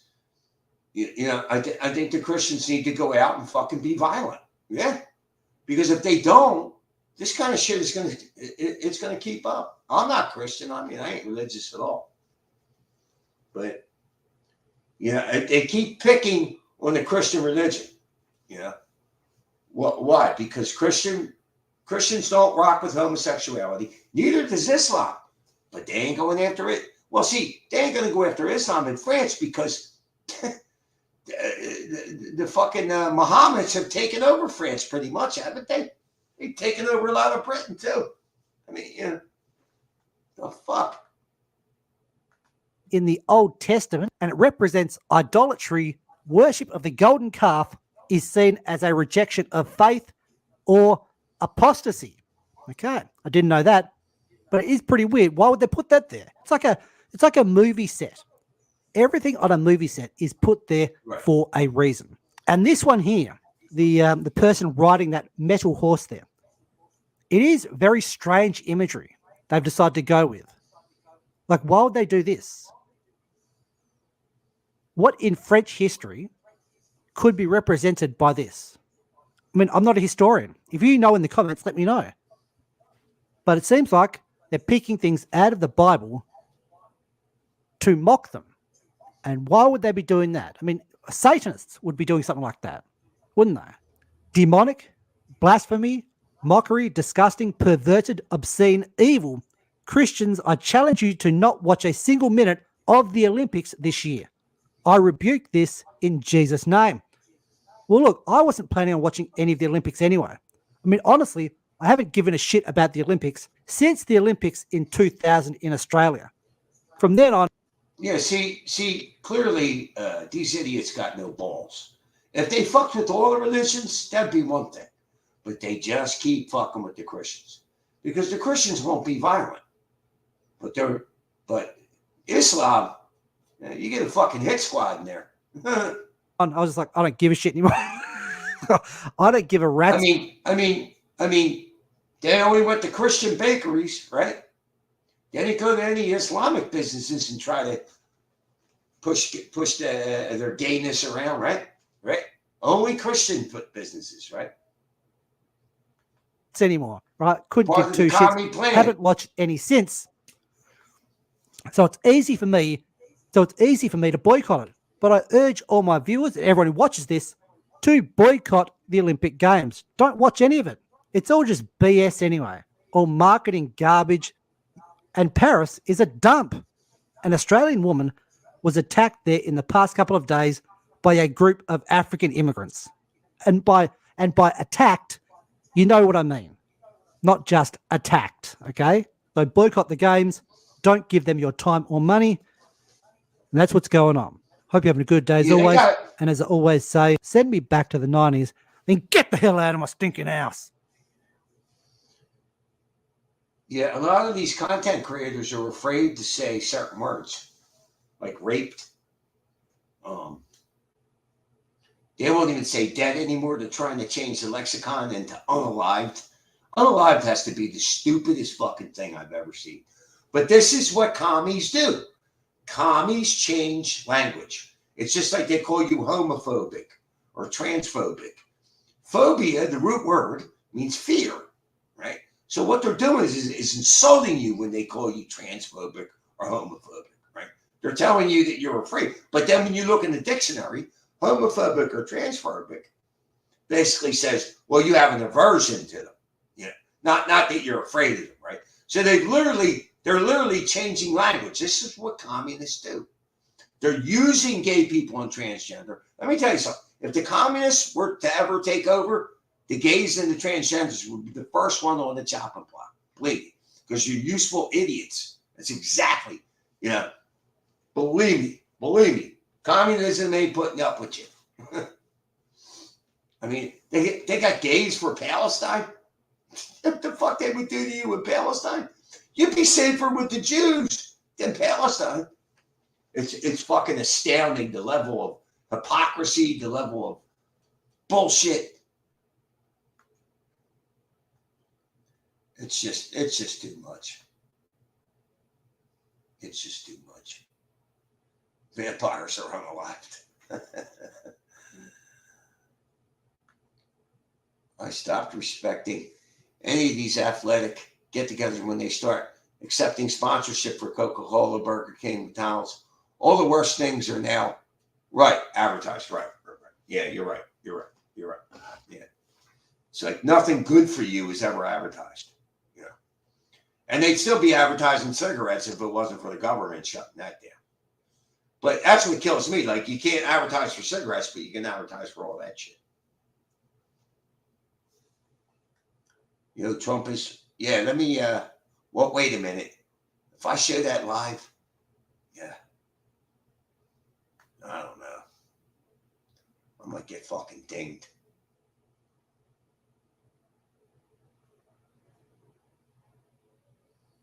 Yeah, live from Fox, I can't show that. No, I'll get dinged. They'll shut my stream down. And I won't be able to come back because it's a news agency. That's the way these fucking assholes. AJ, credit card, AJ. There's a pinned comment at the top of the page. Let me know when you made the donation. All right. Fuck you. Too much free entertainment for you.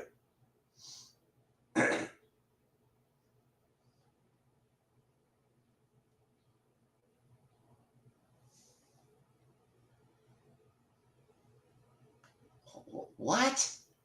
I mean, if you're comfortable in your faith, then just ignore this stuff. Who cares? Interesting stuff anyway, boys. I got to time this motherfucker out. I'm about sick of it. I'm fucking sick of it. I don't need this shit. You know what I mean? Well, we'll see. Getting timed out, pussy.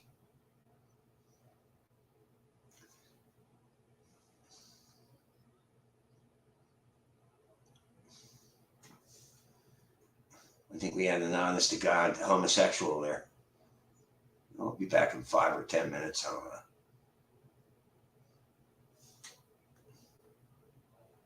know. Let me know when you made the payment.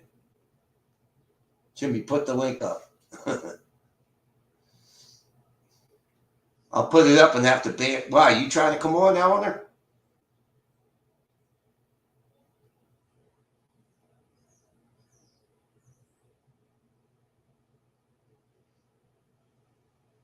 Oh, I gotta put this AC on, man. It's getting hot in my room.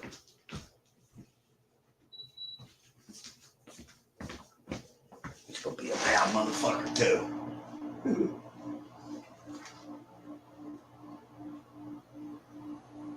Like, I'll bring you back for $20.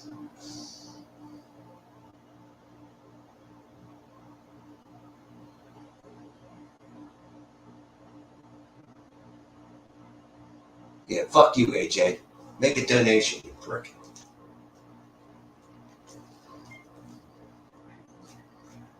You are what, Honey Monster? Honey Monster, you want to come on?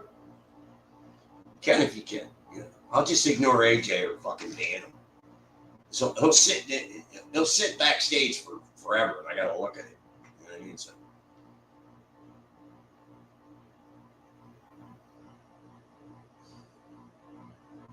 Oh, okay. All right. AJ, you ain't coming the fuck on until you donate.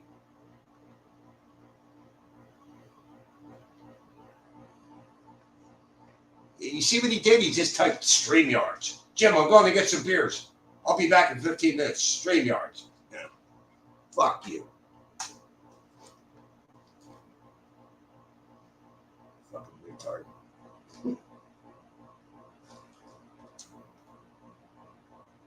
Can't hear it now. I shut it off for a good, 40 minutes. It's getting hot in this fucking room,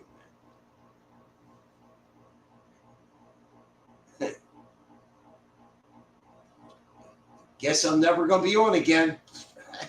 That's your doing. You're getting a little bossy there. StreamYards. Fuck you. I can't hear your AC over my AC.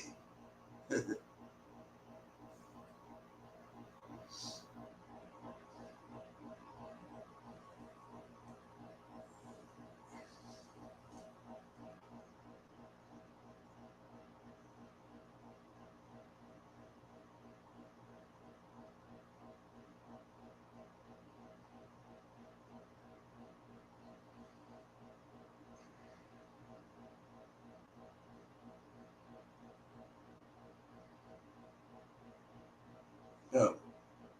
Hey, monster. What's up? All right then, Jim. I can hear you. Right. Okay. Here's my story. So this is about 40 years ago. So there was this really nice fella that I knew down the pub, and he used to get a bit of smoke off me. And I guess I'd known him he'd never mess around. It was always for, reasonable kind of amounts. It was worth doing him the favour, shall we say. So what he said to me was, he said, look, actually, it's not for me, it's for my dad. Can I introduce you to my dad?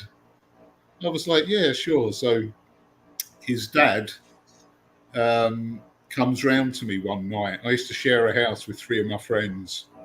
So this was in the early 80s, actually the mid 80s. So these 3 guys turned up to my house, each of them 6'6", wearing designer clothes that nobody in the UK even had at this time. And they came round in 3 separate sports cars. So these were geezers. So anyway, the fella, Dave, I can't even remember it. Bill was his dad. Bill told me this. Do you remember Defender? The arcade cabinet. The arcade game. Jenga? Defender. Oh, yeah. I used to play it. Right. So when I met Bill for the first time, he says to me that he's got a Defender machine in his house. So he says to me, I say to him, I can clock it. He says, it's impossible. He says, I've had it for 2 years. He said, I can't get over 100,000 or something. So the following week, he drives from East London to Southeast London. So you've basically got it's a fair old trek. So he picks me up, drives me to his house, and he says, if you can clock it, he says, you can take the machine home with you. Anyway, while I'm there playing the game, he tells me this story about some Jehovah's Witnesses. So him and his friends are all in his house one Friday night. They're all doing acid, coke, smoking, drink, everything. There's a knock on the door, and it's these 3 Jehovah's Witnesses. And Bill says to them, he hears the guy talking, and he says, Bill is joking, he's high, and he says, I'm actually a Cherokee Indian.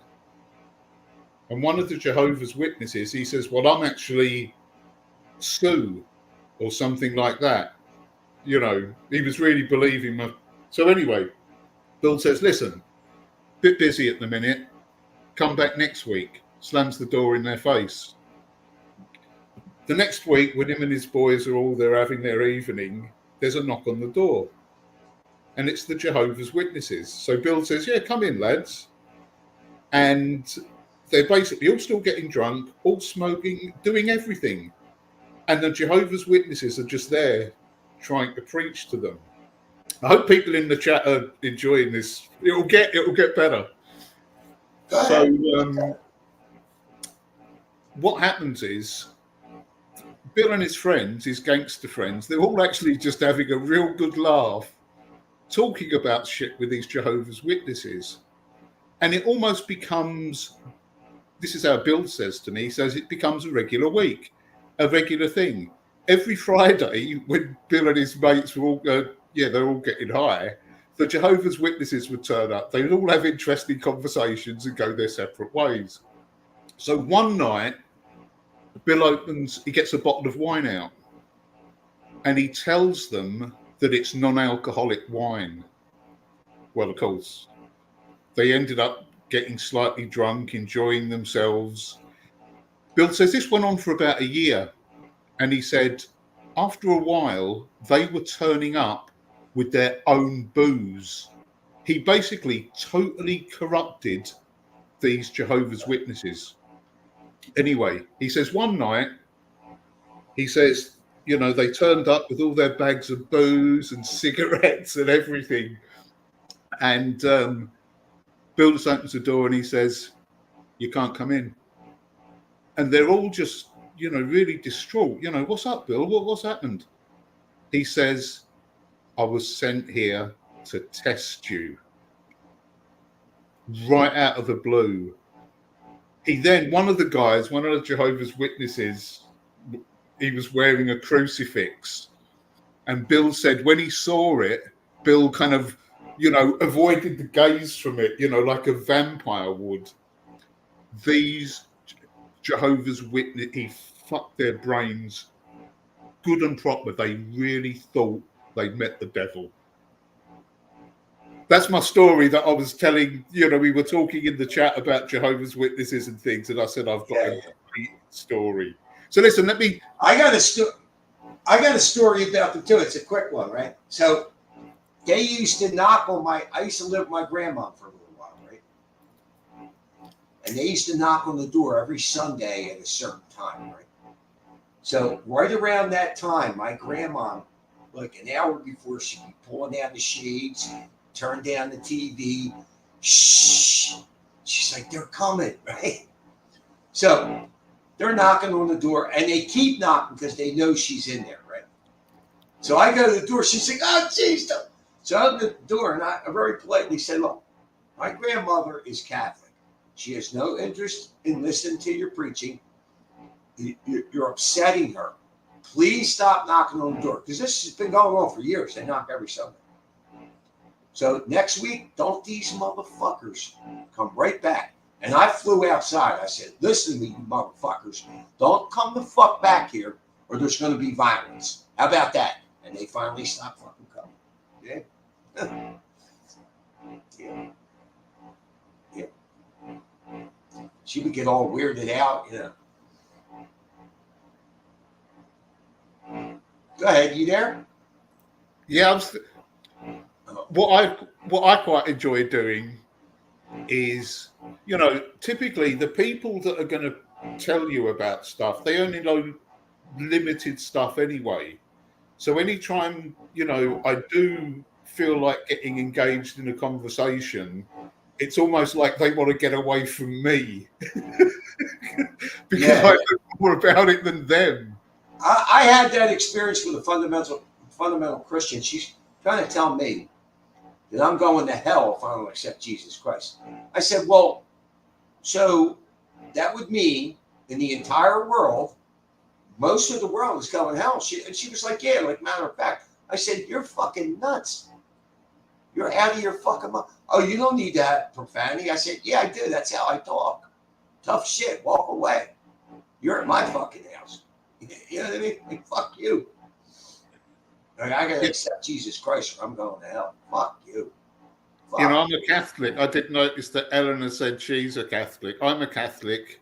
In fact, here's another story for you. I used to be an altar boy. I used to just love it. I was right into it all. I'm talking about when I was about, let me think, about 8 until I was about 11. And what happened was one day, me, my brother, and the 2 other altar boys, we served for a baptism. And as we were getting our kind of robes off, we saw the guy whose child had been baptized. He gave a $5 to the priest. This was in about 1973. That's like 50 quid now. probably, could be even more. So we all took our robes off and we were just hanging around. And the priest said to us, "What are you here for?" And none of us had the guts to say, you know, "We're here for our bit of money that the guy gave to you." He basically stole it off us. But here's the clincher. In my school, we used to have the church was about a mile away, so we used to walk there every Thursday for the mass, and I was an altar boy there on the Sunday. But sometimes, if the weather was bad, instead of the school going to the church, the priest would come to the school, and we'd get out, like it was an altar. It was, it was put together, and he'd put all his things on the altar and do the mass. So it was my responsibility to give him the water and the wine during the mass. Well, of course, somebody had put the tops on the bottles wrong. So the water, which should have been blue, had the red top on it. So basically, when he asked for the wine, I gave him the water. At which point, if you know anything about religion, at this point in the mass, God is working through the priest to turn the bread and the blood into the bread and the wine into the body and blood of Christ. Right. Because the bottles were around the wrong way and I gave him the wrong one, he called me a stupid fool. And that for me was God calling me a stupid fool. He was basically a pisshead, disgusting, fat. He's probably he was a bad person. I was raised Catholic. I was an older boy, and actually in reform school, I was an older boy. The Catholic religion, I think is horrible. I don't know how the Catholic religion has survived what the priests did to children, and not only in the U.S., all across the world. They would get a pedophile priest and shuffle him to some other parish. They did this all across the world. And they tried to tell us, well, only 4% of the priests did this. But they listened to their lawyers, and they paid out millions of dollars. And what other organization could survive that? And I was treated horribly as a kid by the nuns. The nuns told my mother I needed medication. Then the shrinks are telling me I'm fucking hyperactive. You know what it's like when you tell a 7 or 8 year old kid that he's fucked up, there's something wrong with him. You know what I mean? Like, I'll never step into a Catholic church again in my life. I'm not with it. Nope. You know what, Jimmy? You say that, but there are two types. I'll tell you what, your air conditioning is really buzzing. It's going over you. Yeah. Do you know what, Jimmy? There are two types of priests. I went to a Catholic boys' school. It went mixed with a Catholic girls' school eventually. But in my school, we had priests there.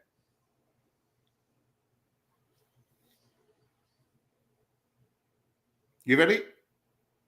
Yes.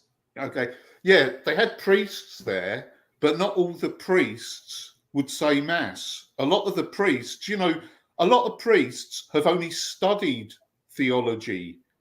It doesn't necessarily mean that they want to kind of teach it or be, it's one thing, but most of my teachers in school were priests or nuns. Yeah, and none of them went through a course of study to teach either. Well, I've got to say, actually, Jim, I'll tell you what, in my school, I had some of the, let me put it this way. My art teacher was an artist. My history teacher had written books on archaeology. Our woodwork teacher had he was the guy who built everything in the school, all the lecterns, all the, right. Well, I mean, people from my you school, had some knowledgeable people. Jim, I'm telling you, most of my year, I've looked. There's a web. I won't give the website away, but there's a website dedicated to my school, and a lot of the guys that went to my school have bloody got MBEs and, you know, they're airline pilots. You know, that I didn't take advantage of any of that. You know, it was a grammar school. I was smart enough to go to a grammar school, but I wasn't smart enough to really appreciate the advantage that it gave me. I'm still taking advantage of having gone to a grammar school, don't get me wrong, but had I known, it really was, you know, it was a hefty leap up the ladder on your starting life. You know, I just didn't know that was possible. Sorry if I'm dominating. It's fine. I grew up hating Catholic school. I was so my mother took me out of Catholic school because the nuns were beating the shit out of me. They didn't know how to teach. They didn't know how to keep you interested. I was reading at a college level in the 5th or 6th grade. They were telling me I like to read, and they taught you the glacier pace, and I'd be making paper airplanes. They were mad at me because I couldn't obey. Do you understand? They had most of the class so scared to death, and I wasn't afraid of them. I didn't give a fuck. So you know apparently what, there was something wrong with me mentally. Do you understand? This is what, and my totally parents get it, but this bullshit. When I went to my secondary school,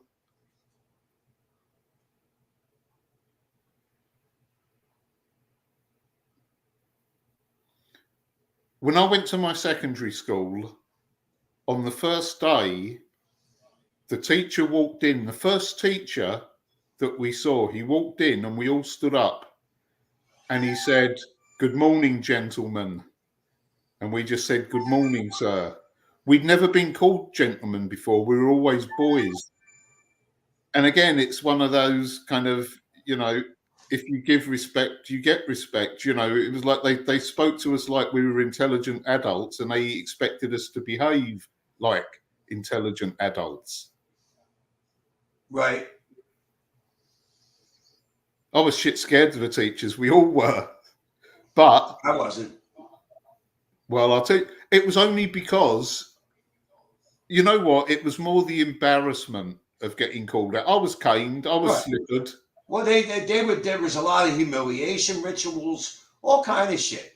I fucking hated Catholic. In fact, me and my ex discussed putting my daughter in Catholic school because the public schools, most people, at least in Philadelphia, don't put their kid in a Catholic school because the public schools are fucking war zones. You know what I mean? We both were adamant against her going into a Catholic school.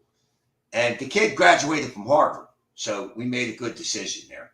You know what I mean? Yeah, but you know what, Jim? But see, then they came up with what's called charter schools, which are like the best of the best in a public school. And they don't put up with any bullshit. And Julia qualified for that because she always had high grades. So she avoided a lot of the public high schools that it's just a bunch of, you know, like you see in the movies. I mean, you know, some of these fucking schools, a lot of violence, a lot of drug dealing, just a lot of bullshit. It's hideous, some of the stuff I've seen. I wouldn't want to be a child in school in America. In fact, I wouldn't like to be a child in school in London. Yeah, I know that in the public schools in South Philadelphia, and I know this from years ago, the black kids were terrorizing the Asian students because the Asian students were very docile and the black kids were very aggressive and would beat them up, take their money. The school wouldn't do anything. And the Asian parents took it upon themselves to make up protest signs and protest in front of the fucking school. The news was there and everything. And I think it finally got straightened out. And they were telling the news cameras, like, look, they won't listen to us. We're out here. You're listening to us. Yeah. I mean, they were fucking with these kids.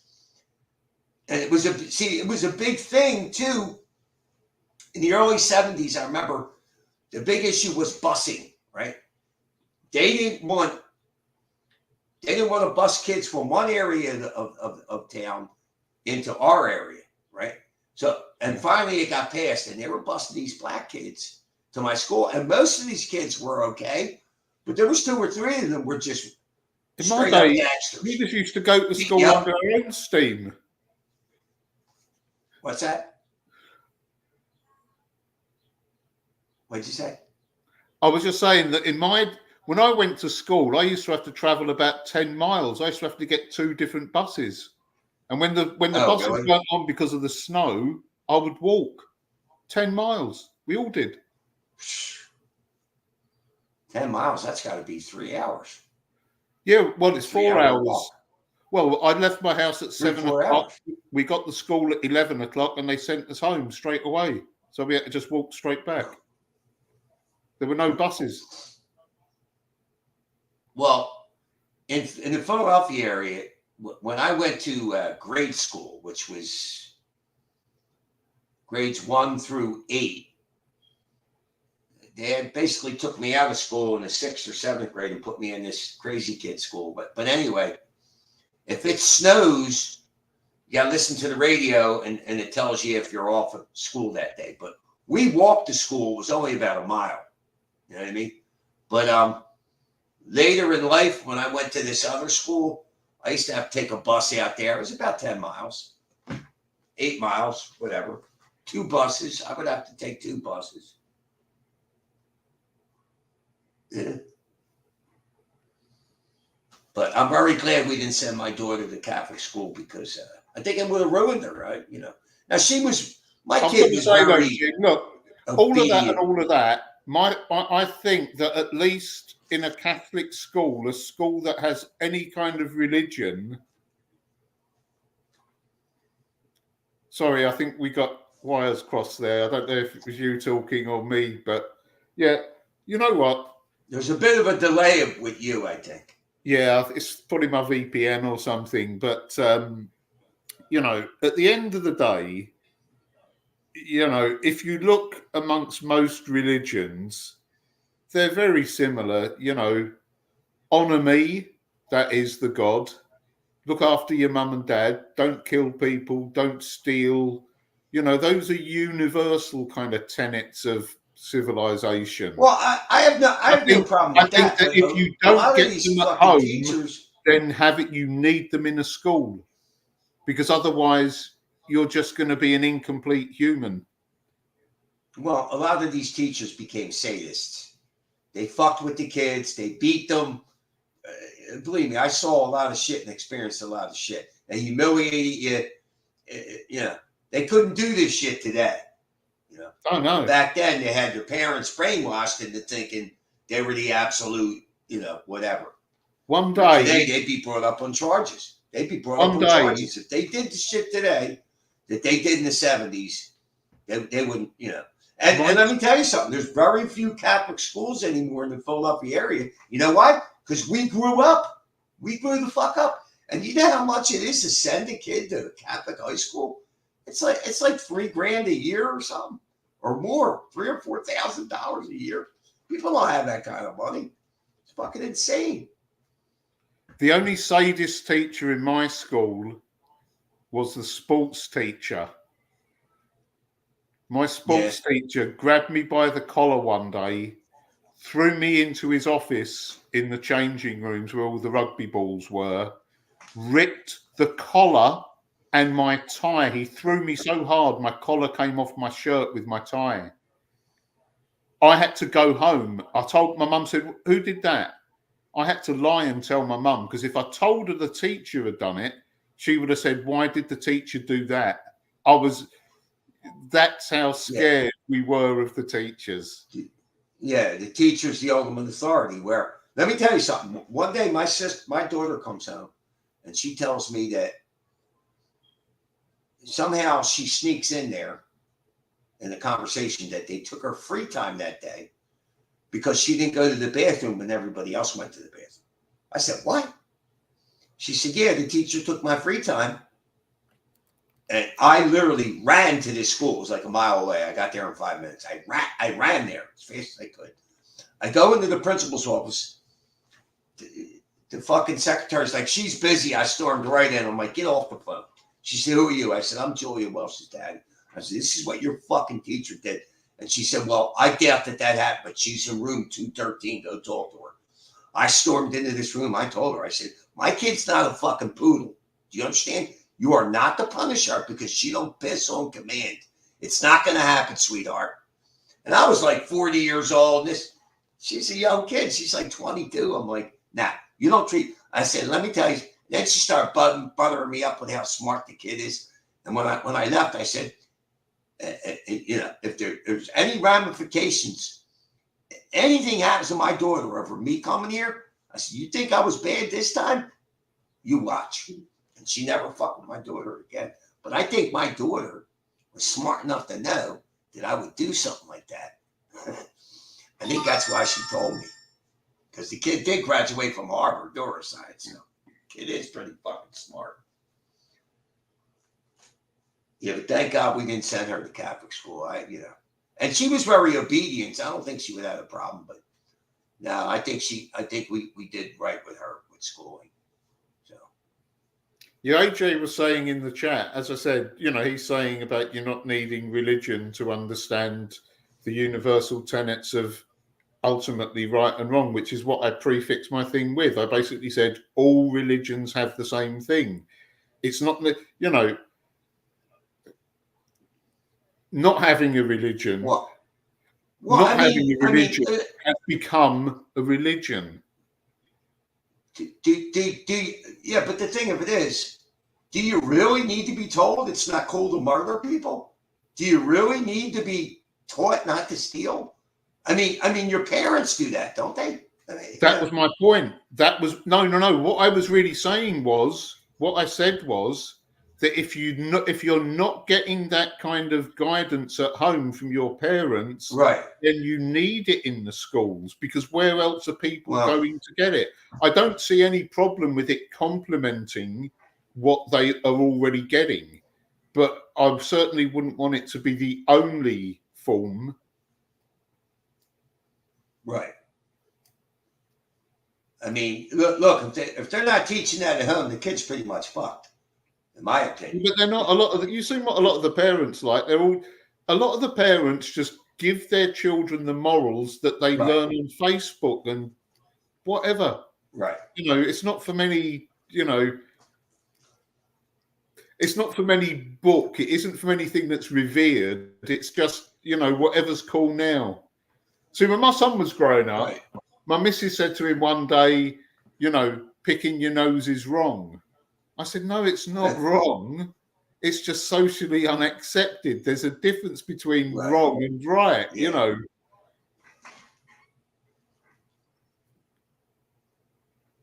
Okay, I think that's Damien. Gorilla Grip donated $15 to buy me a coffee. Thank you, Damien. If you're still out there, Damien, thank you. Say again, Damien donated $15 to buy me a coffee. Nice one, Damien. You too can be like Damien.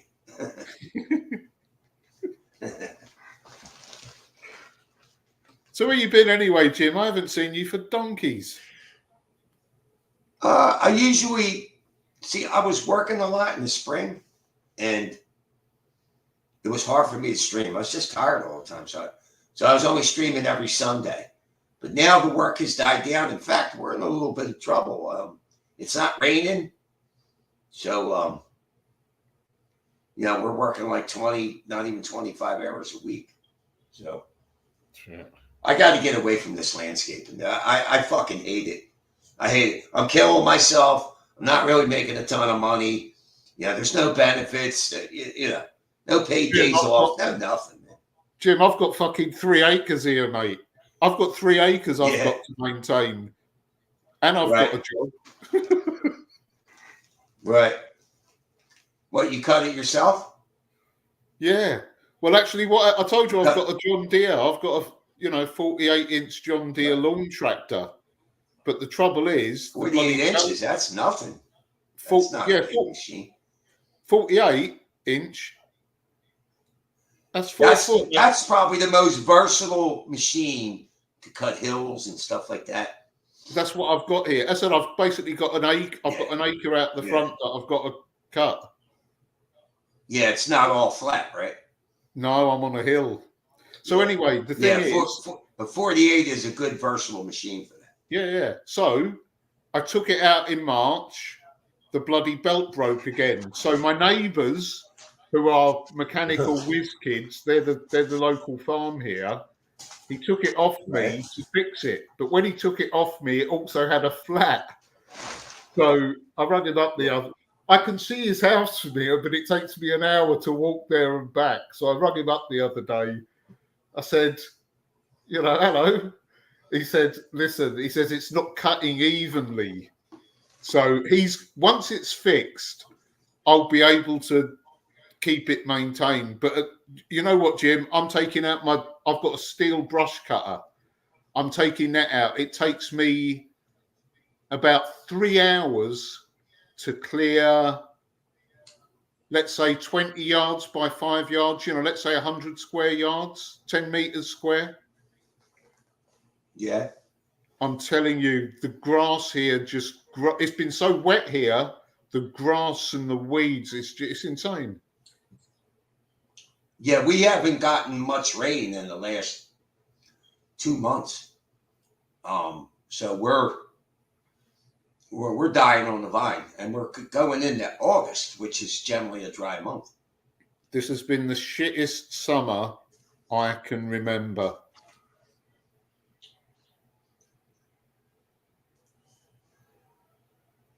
Sorry, I didn't get that, Jim. That cut out there, mate.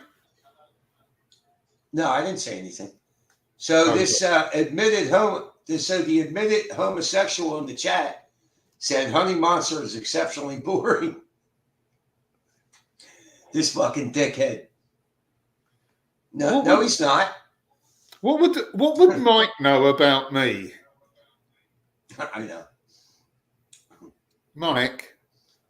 Well, he came on and said, Mike, he listen, came into the chat saying, don't bite off more than you can chew, mate. Yeah, Mike. Honey Monster. So he came into the chat saying he's a homosexual in a committed, loving relationship. I said, okay, just be gay and shut the fuck up about it. Yeah, you know what they're like? They just all want a bit of attention, don't they? Look at me, look at me. Yeah. Right. That's the whole Paris thing. That's what that's all about. Oh, they're trying to normalize this shit with children. They're trying to normalize. You know what? Anybody who would say that the world isn't run by satanic people now knows that it fucking well is. That was just farcical. Yeah, I have no interest in the Olympics anyway. I mean, I don't give a fuck. When I was a kid, I did, but I really don't care. Yeah, I don't mind listening, who's broken a record, but I'm not going to sit there waiting for it to be broken. I'll read about it. Watch the replay. Yeah, exactly. The condensed version. Plus now, I'm not watching the way TV is now. I guarantee you, most of these events, you got to have a subscription to this service or something. They used to put it on free TV, all the events, almost all of them. And now I guarantee you, certain events, you probably have to have a paid subscription, cable, something. We have to pay a TV license here, even if you don't watch the BBC. Right. Yeah, I looked into that. That's crazy. How much you got to pay? It's about 170, 180 pounds. A month? No, a year. But that's not. Yeah, it's not the price. It's not the price. It's just the incessant. It's the point. Yeah. How much is 170 pounds in dollars? About $218. $218. Yeah. Yeah. I said it's not the price. That's not my complaint. It's just literally, even things that aren't overtly political, they will have a political theme within it. So, I stopped watching the TV. I then listened to Radio 4. I then stopped listening to Radio 4 because the propaganda was too bad. I started to listen to, it's called Radio 4. I don't know. It's basically loads of plays and, little stories and things. But even within what they were having on that, they had political messaging within there. So actually, I don't listen to anything now. I've just got hobbies. I've recently bought a 3D printer, so I'm just fucking around with that. I've got to rewire my house. I've got to redo the floors. You know, I've got enough shit without. Where are you at? Where are you at? I'm on a Scottish island. What's the name of it? I'd prefer not to say. Oh, okay. All right. It's only because I've got a video up on YouTube, and if I said, I'm sure someone would dox me if I said the wrong thing. You know, but, That's fine. You don't have to. You know. But yeah, it's you know, I used to live in London. I left there 4 years ago because it was just didn't feel like the town I grew up in. Yeah, from what I understand, it's you got a whole lot of Muslims running around in all that fucking religious garb, right?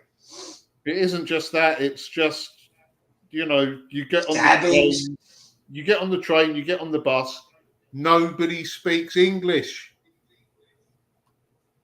Right. Doesn't matter that they're Muslim or anything like that. That isn't my problem. It's just that, I guess it's just that total lack of integration, you know. Right. Right. And when there's more of them there than you. That's all the politicians doing that, and they're trying to do it to us too. Yeah, Jim, where I live now, I might have told you this before. Where I live now, I'm more worried about me getting locked out.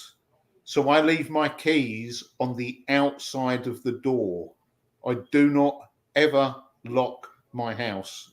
When I'm away, you know what? It's just totally different. Why is that? I don't understand why. Because of the way my locks are on the door. If I close my door from the outside, I can't get back in unless I've got a key. Right. Yeah. Well, so I leave a key on. Yeah, I leave a key. I've got chickens, so I need to go out, feed my chickens, stuff like that. And the last thing I want is my door to slam and I get locked out. So you see what I'm saying? Can't you open and close the door and keep it unlocked? Or does it just automatically lock when you close it? It automatically locks when you close it. It's a security feature. It basically says... okay. All right. Yeah. So if I'm on the inside... Now I understand. Yeah, and here's the other problem.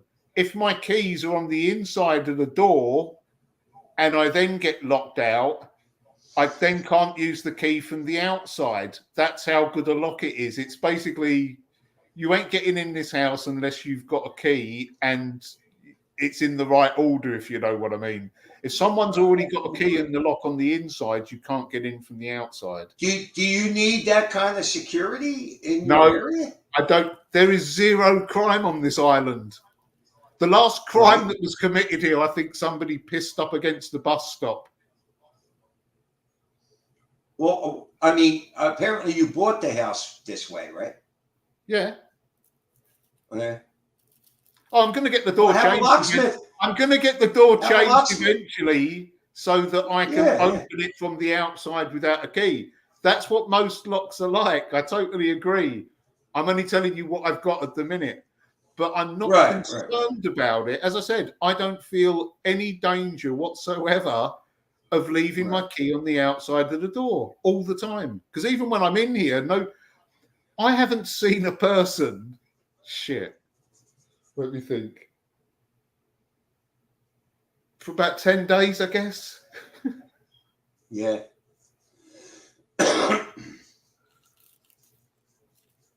Where do you got to go? How far you got to go to get food?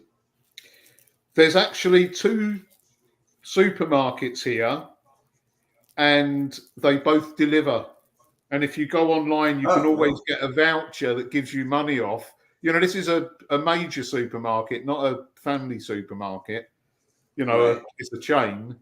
So it's basically, if I go there myself, it's a £5 each way in the taxi, whereas I can get it delivered for free and sometimes get a tenner off it. So, I just order everything online. And I ordered something on Amazon yesterday evening. It arrived this morning. Right. Yeah, we get it like that too. What? So you don't have a car? Yeah, but you don't need a car. Well, no, it's a long story. I've got a van. I've got a van and a car. I've got a big like camper van. They're both on the mainland, and I've got a motorbike outside with a flat battery. Right. It's just, Jim, it's just easier for me to just go online, click a few buttons, go to my last Right, items, add them to my basket, tell Cooper or Microsoft fucking Edge to use a voucher for me. Now, are there bars on this island? Yeah, loads. Oh, yeah. And I'll tell you what, Sorry, Jim, actually, here's one thing I will say, that the women round here not only are super fit because of all the hills, they are also just super nice in the sense of, some mornings if I'm out there, someone will jog past or something, and it's just customary to say hello. And sometimes, I'll be out there talking to a complete stranger for half an hour. Right. I had a so guy you're in like a rural area. It's what they call semi-rural in the sense that there are roads here and there's a farm. Suburbs. I've got a golf course at the back of my house as well. Right. It's I cut lawns in areas like that. Jim, up in Scotland, we call it the suburbs. Listen, I used to live in central London. I used to live in Lewisham, and I bought a shithole, and it basically quadrupled in price. So that's what enabled me to buy this total. This used to be a farm. So, I've got a view that is just out of this world. Right. Yeah, we cut a place. We call it the farmhouse. It used to be a farmhouse from like the late 1700s. And they're artsy kind of people. They have My like house a was bathtub built in the in back with flowers. 1705. Yeah. Yeah, we cut in probably an area like yours. There's a lot of we cut around probably 2 or 3 golf courses. People got money, you know what I mean? Big lawns, deer all over the place. See fox sometimes. No, the first day I was here, there were 2 deer just wandering past my window. Right. In fact, do you have a garden? Do you plant any vegetables? I've got Brussels sprouts, cauliflower, tomatoes. I've got apple trees, pear trees, plum trees, damsons, cherries. I'm also growing some golden Virginia. What do you do for a living? Stuff with computers. Oh, I'm not a programmer. Basically, I make it's basically kind of like chemistry, and I work in a scientific environment for chemists. Let's kind of put it along those lines. But I'm an IT guy. I basically make the equipment work for the scientists.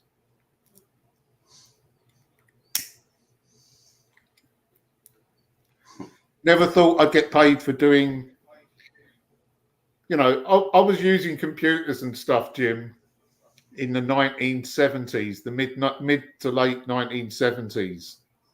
And it was pretty geeky, up until Windows 95. Anything to do with computers was geeky. But yeah, it was always like, I did it at school with marked sense cards and punch cards and all that shit. And then, ultimately I'm getting paid for doing my hobby. I love my job. Right. You're fortunate. I'm cutting grass and I fucking hate it. Years. I did a 2-year contract, took 5 months off, I've just finished a 20-month contract. I was going to take off time till January next year, but I got a call from an ex-boss who's basically offered me another year's work starting in September, and again working from home. So, Jim. Oh, you work from home? Yeah. I'm dead lucky, mate. Yeah.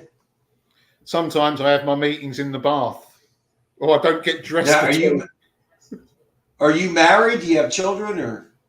Yeah, I'm a granddad. Oh, okay. So you got a wife there? Yep. Oh, okay.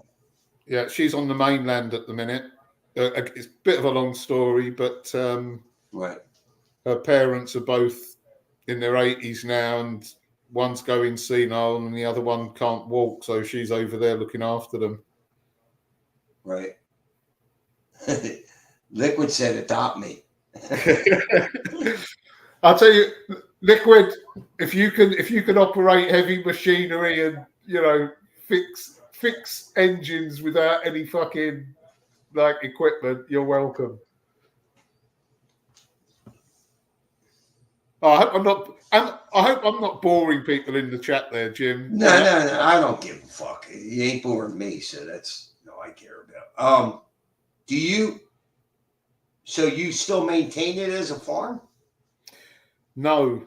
What it is, I've got 1 acre out the front, and on the side of it is another 2 acres. That's my paddock. So I basically, my neighbour farmer, he looks after it for me by putting his cows and his sheep in there, and that keeps it, But I could do. This was in the war. This farm fed the island. It had 3,000 chickens here. I've still got the chicken houses are still there, waiting for me to kind of rebuild. The walls are still there. They just need the roofs on them. Yeah, it was a bit of a, this place when I bought it, it needed a new roof on the main building.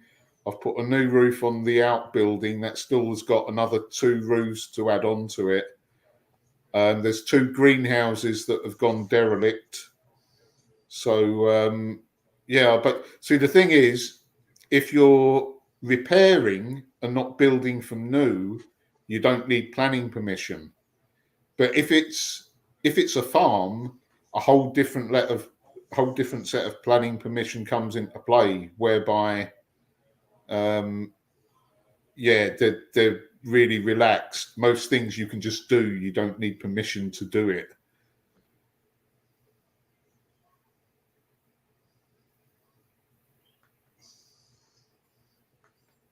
Laters Unlimited. What's that? No, I was just talking to Unlimited. He says he's out. I thought as in he's chipping. He's going.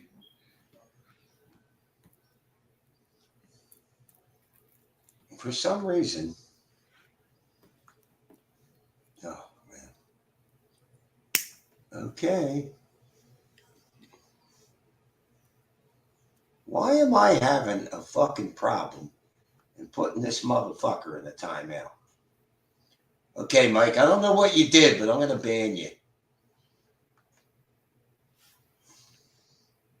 Yep, he's banned. Special K on acid? Oh. Special K, somehow I fucking banned you. Fat fingers. Yeah. No, I don't think so, but I don't know what this dude did, but I couldn't put him in a timeout. Hold on, Special K. I couldn't put him in a timeout, so he I don't know how he was able to get around that, but hold on, Special K. I'll get you back in here. I'm pretty sure I think I know what to do. Okay.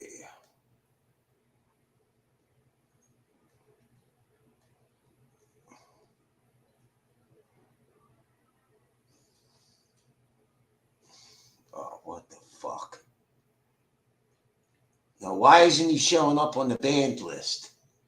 Oh, what the fuck? God damn it. He's not showing up on the banned list. God damn it. What was that, Eleanor?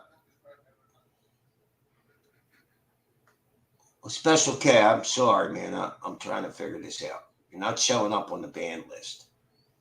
It says you're banned. What the fuck? I should have banned that jerk off when I... Oh, man. Fucking asshole.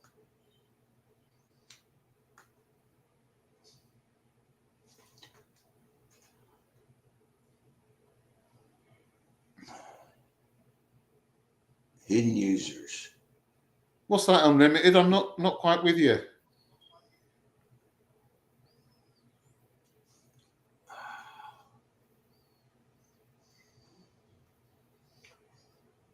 I don't know why, but God damn.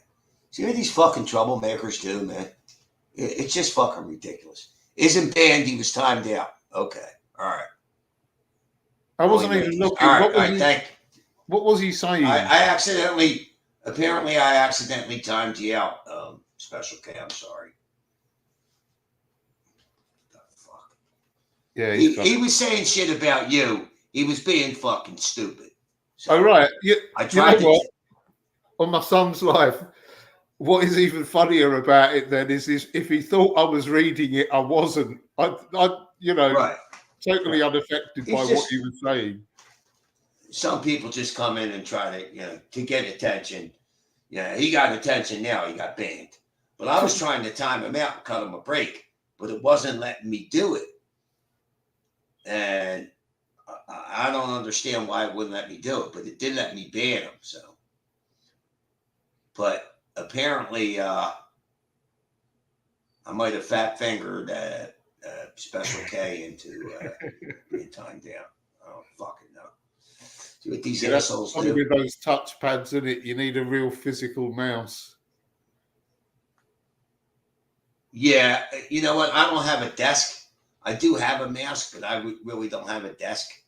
So it's the computer, like the laptop sitting on a chair. So real estate.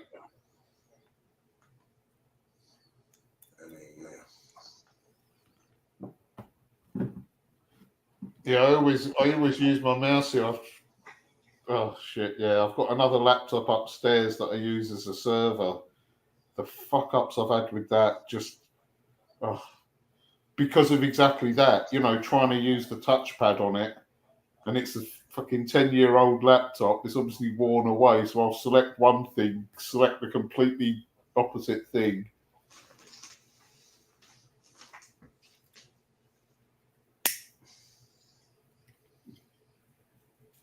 Yeah, Jim, this fucking AJ sends me a message.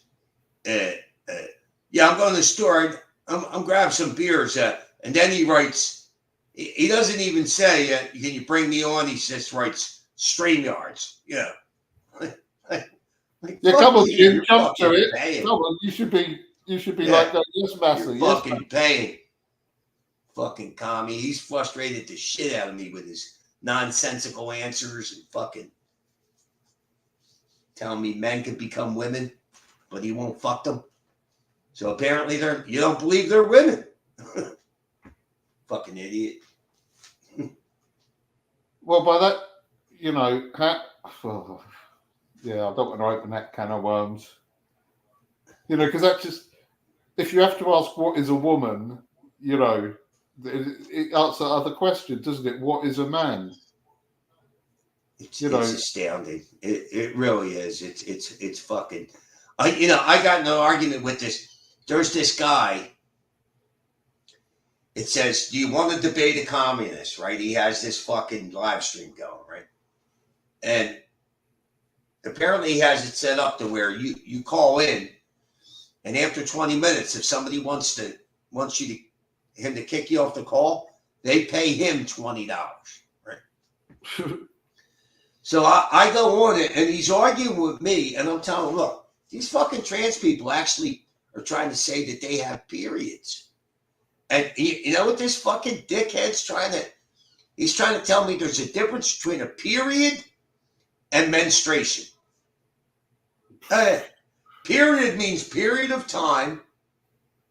I'm like, well, they ain't bleeding. He's like, yeah, but they have the same cramps from taking the same type of hormones that women have. I'm like, what the fuck is wrong with you? Isn't it? They're not having a period, you fucking retard. But he's trying to like baffle me with bullshit. This is how all these leftist communist types are. They have like this pseudo intellectualism going on that's not designed to enlighten you. It's designed to frustrate, anger you. You know. It's oh my god. Jim, listen, I watched a video the other day, and what it was all about was the fact that all the people who were the biggest advocates for all these, you know, mutilations, shall we say, the reason that they're so behind it is because they have typically transed their own kids. So for them, almost admitting that they've done something wrong to their children, it's just a horror that they don't want to face. So they will fight tooth and nail for their right to trans their kids, because anything else will invalidate what they've done. So Special K just came back. He said, it was dark and scary and I couldn't hear her say anything. Like being blind. I'm sorry, Special K.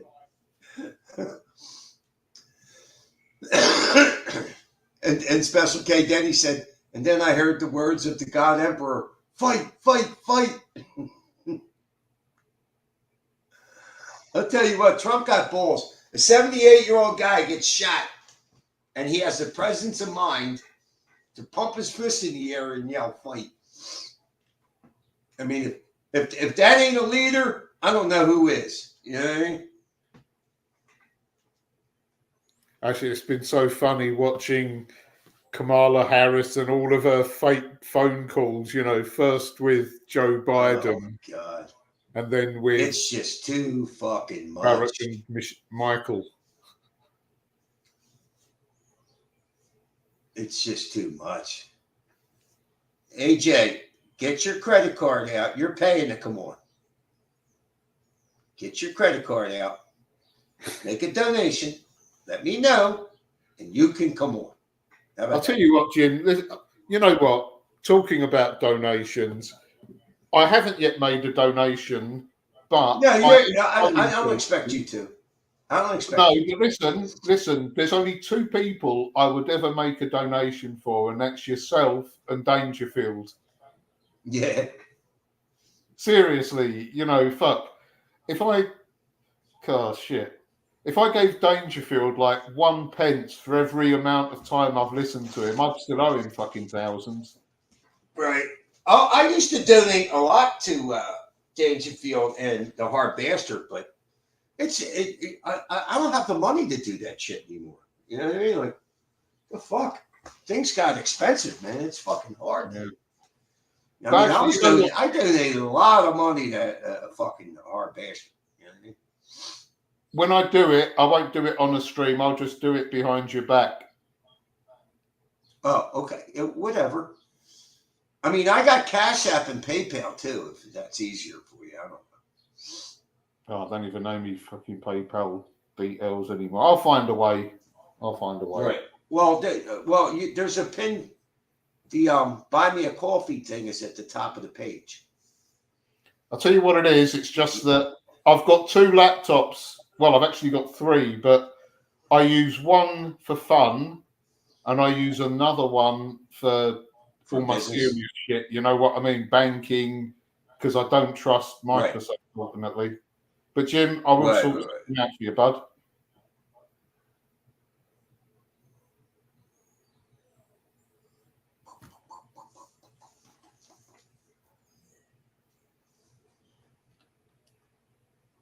I don't know if I got through to you. I don't know if you heard me. I was asking about the obvious fake phone calls of Kamala Harris. Yeah. I heard you. Yeah, it's all bullshit. It's just all that she's black. You know, it's like even a child would know that wasn't real time. It's like there is no professionalism whatsoever in fooling us. Yeah. American politics are a fucking joke right now. It really are. I mean, it took that debate for all these people to be like shocked when Joe Biden's been acting like that for years, or worse, You know, it's just too much. It really is.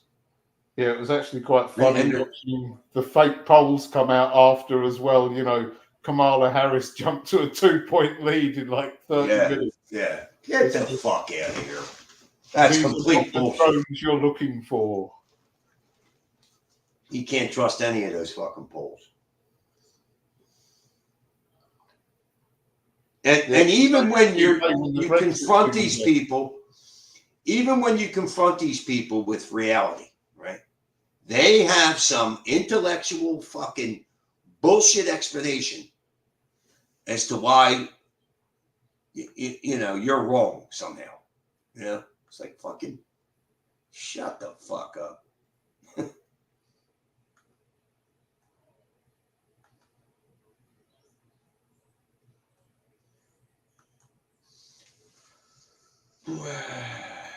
Jim, let me grab a coffee, mate. Go ahead. It's a machine, so it shouldn't take too long. The Liquid said $5 entrance fee for commie. Sorry, AJ. I don't make the rules. I just make them up.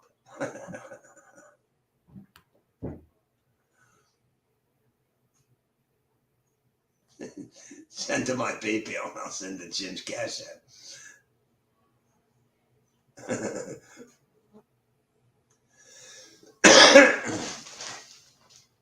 We went from nuance to nonce.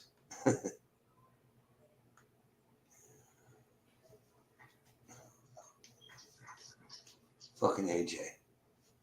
AJ, your pockets are being rattled.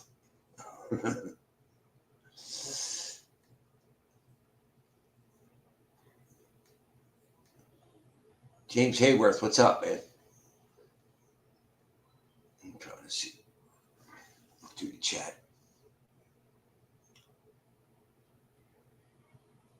I'll be right back, monster. I can hear you.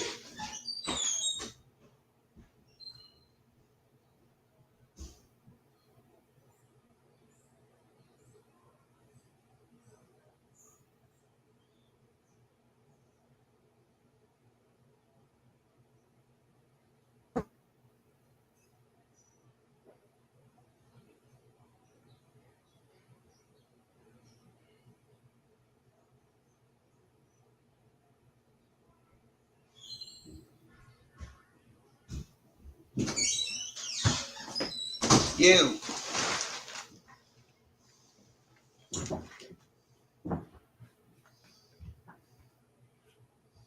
Rainbow money.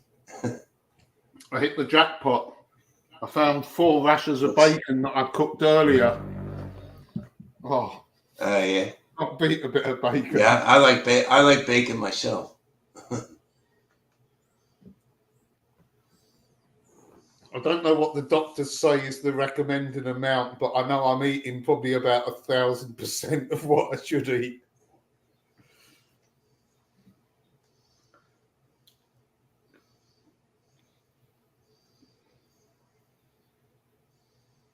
Oh, come on, Eleanor. No man needs a fucking handbag. What did she say? They slip out of your pockets. Everyone needs a handbag now. Even the men, because of the cash.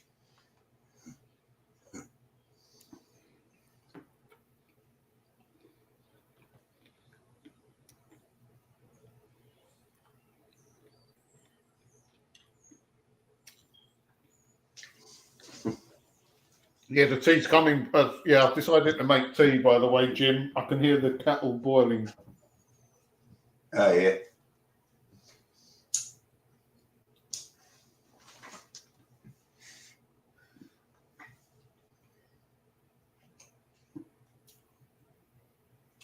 Liquid's in New York. So you're still in the same place, yeah? You've not moved. You've been in this place for, what, about a year now? Yeah. A little over a year. 13 months. I just got an offer today to move to Willow Grove, but with the way work is going, I don't think I could be able to save the money to live up there. Now, she sent me a message. Where the fuck? Damn.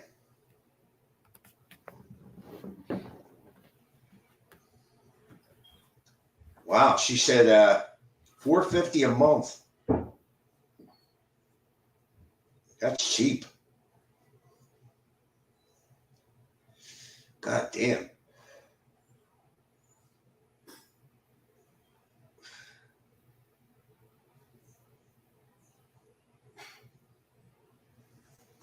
Wow, that's fucking cheap. Yeah, see, I don't trust a lot of these people are scams. $450 a month to live in Willow Grove, plus a $50 security deposit.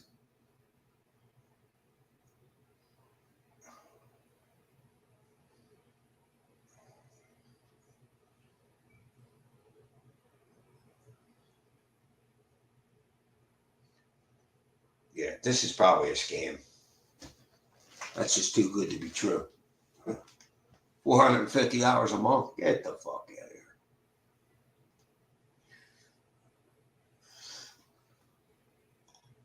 I've just had a lovely cup of tea. We drink coffee here. Only the women drink tea. And Jeffrey Russell. And Nelson.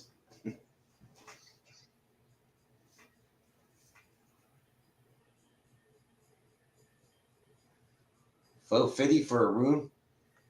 Yeah, but it's probably a scam. Did I get a message back already? I texted back, what's the address? The security deposit is to be paid beforehand for application fees. Bullshit. It's a way to gank me for $50 and possibly get it into my financials.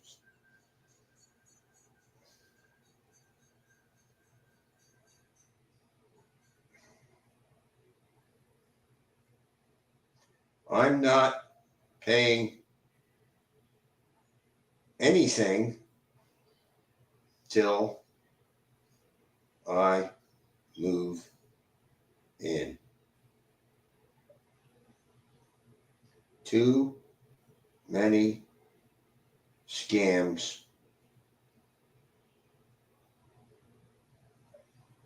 Yeah, I'm not going to. These fucking people, they think you're stupid.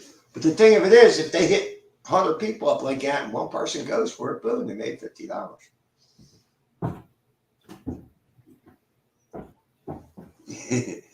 Liquid said, just give them your social security number. It's collateral. I know. I'm probably going to stay here because I don't know. If I run into some trouble, the guy is my friend. They'll probably cut me a break. You know, I owed him a ton of money this year, and I paid him, so he knows I'm going to pay him. He knew that anyway, and busted my balls like you wouldn't believe. Oh, fucking believable.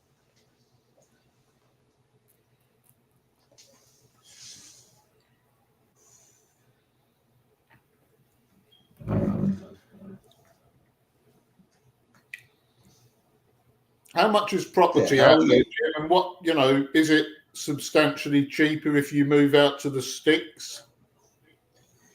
No, it's not. I live in the city, and it's not really cheap here. I mean, I'm paying $170 a week. That's $680 a month for a fucking room. Fuck's sake. And if you go out to the suburbs, I'd probably pay $700 or $800 a month if I got lucky. So no savings. It's much nicer out there. But now to rent an apartment out there, a decent apartment in a decent area would probably cost $1,300, $1,400, $1,500 plus bills.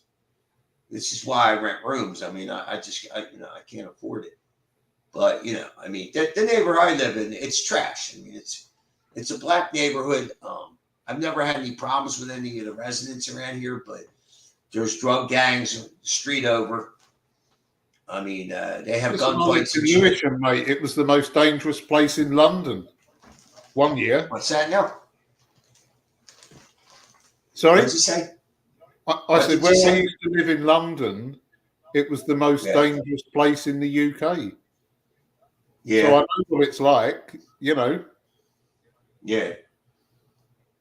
But I'm out of it now, thank fuck.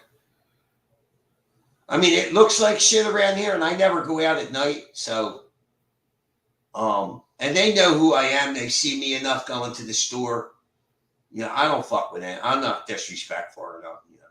And in fact, yesterday I walked past a bunch of them. They're standing on the corner outside the Chinese store, and I was wearing this shirt, and they were complimenting me on the shirt. They liked the shirt.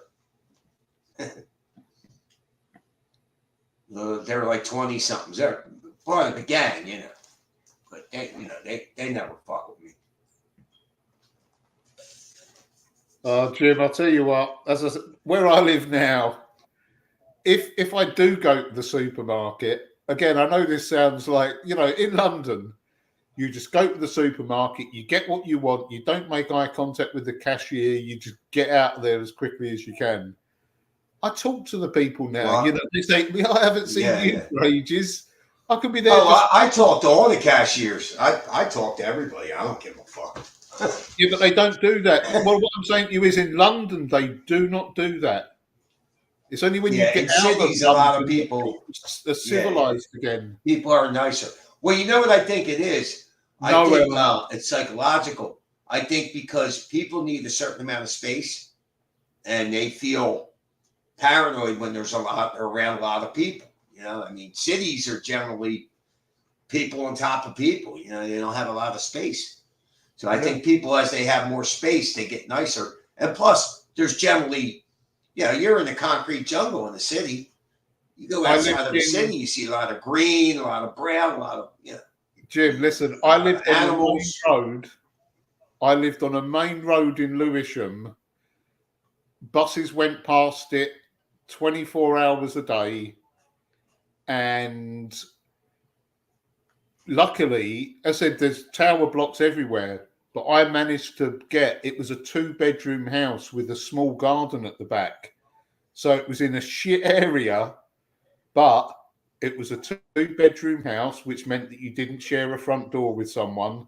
And I had a small yard at the back, literally like 10 foot by 10 foot. Right. But even having 10 foot by 10 foot in London is enough to sunbathe in privately. And as I said, it's just there's such little space there that, yeah. But anyone who lives in a tower block, they haven't got that luxury. They've got to go out to get a bit of sun.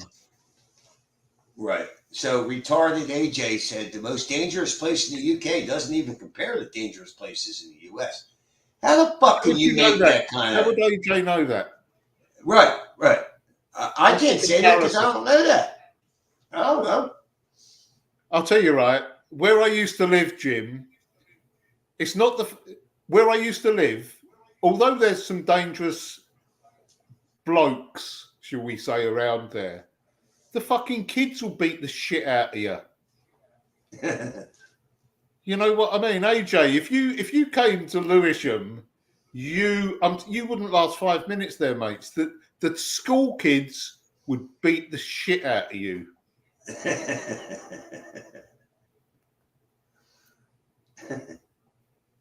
Hear that, AJ? Whereas they would look at me and they would say, "That's so and so's mate. Leave him alone." I know all the faces.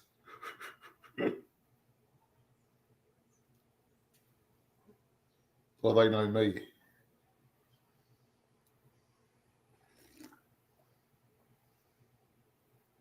Where's AJ from? He's San Francisco or that way, isn't he?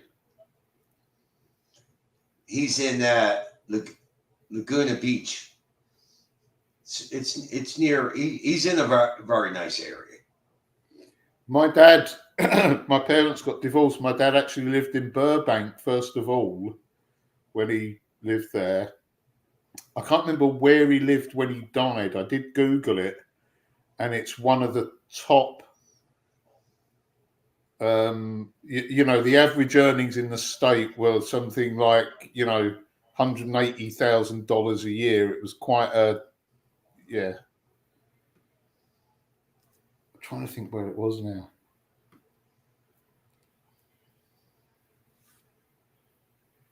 That's what the average was in the state. I'm not saying that's what he earned. London is, well, we've all seen the videos on Twitter, Special K. Unfortunately, it's just, it leads to the defense war, doesn't it? That everybody has to carry a knife because they're worried that someone else has got a knife. And even though they wouldn't use it, the fact is they would pull it out. It just creates that. Yeah, there's a lot of like stabbings in London, right? It's lethal, That's what I mate. was reading. Yeah. We probably don't hear about the shootings, but a lot of pickpocketing too, right? Well, that's because there's no, as John Cleese said, there's no Londoners in London anymore. Yeah, that's all because your politicians sold you out. Yep. And they're trying to do that to us. They're trying to do it to us. They've done it. London, seriously, where I lived, I guess you would say it was a black area because there was probably about 15%, what would be classed by the census as black. That was when I moved in. I think the area now is something like 40% black.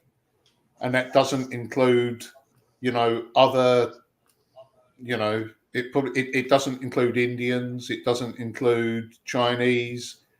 So, Londoners are probably only about 30% there now. Could be even less in some places, like Tower Hamlets, like probably about 2%. And, it's horrible, just growing up in a place. 54 years I lived in London. It's my home. That's why I watch Dangerfield. It's one of the ways I keep in touch with, even though he's in Cambodia, just hearing someone, because it's near. Right. I understand. Yeah. So, I've still got, a lot of my heart invested in Southeast London. And it's just fucking tragic. I could cry. You know what I mean? Not what has necessarily has happened, but what is going to happen. There's going to be a massive backlash against this. And in some parts of London, the whites are going to get massacred. It's as simple as that. In a lot of the other parts, maybe, it'll be a fair fight. But in London, if it kicks off in another part of the UK, it will be just carnage in London.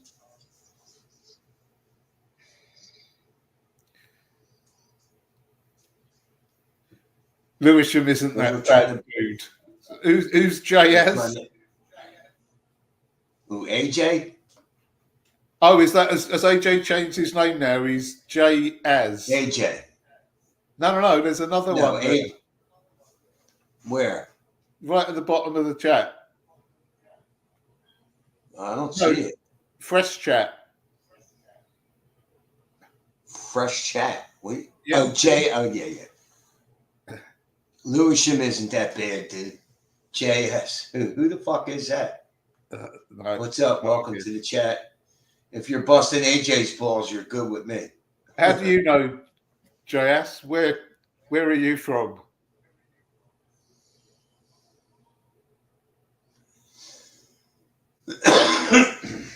Yeah, probably Uncle Bobby. Well, listen, Honey Monster. Listen. Okay, so if you know Lewisham, then where in Lewisham? Give me a name of a road in Lewisham. Give me the name of any road, any major road in Lewisham, without going to Google Maps.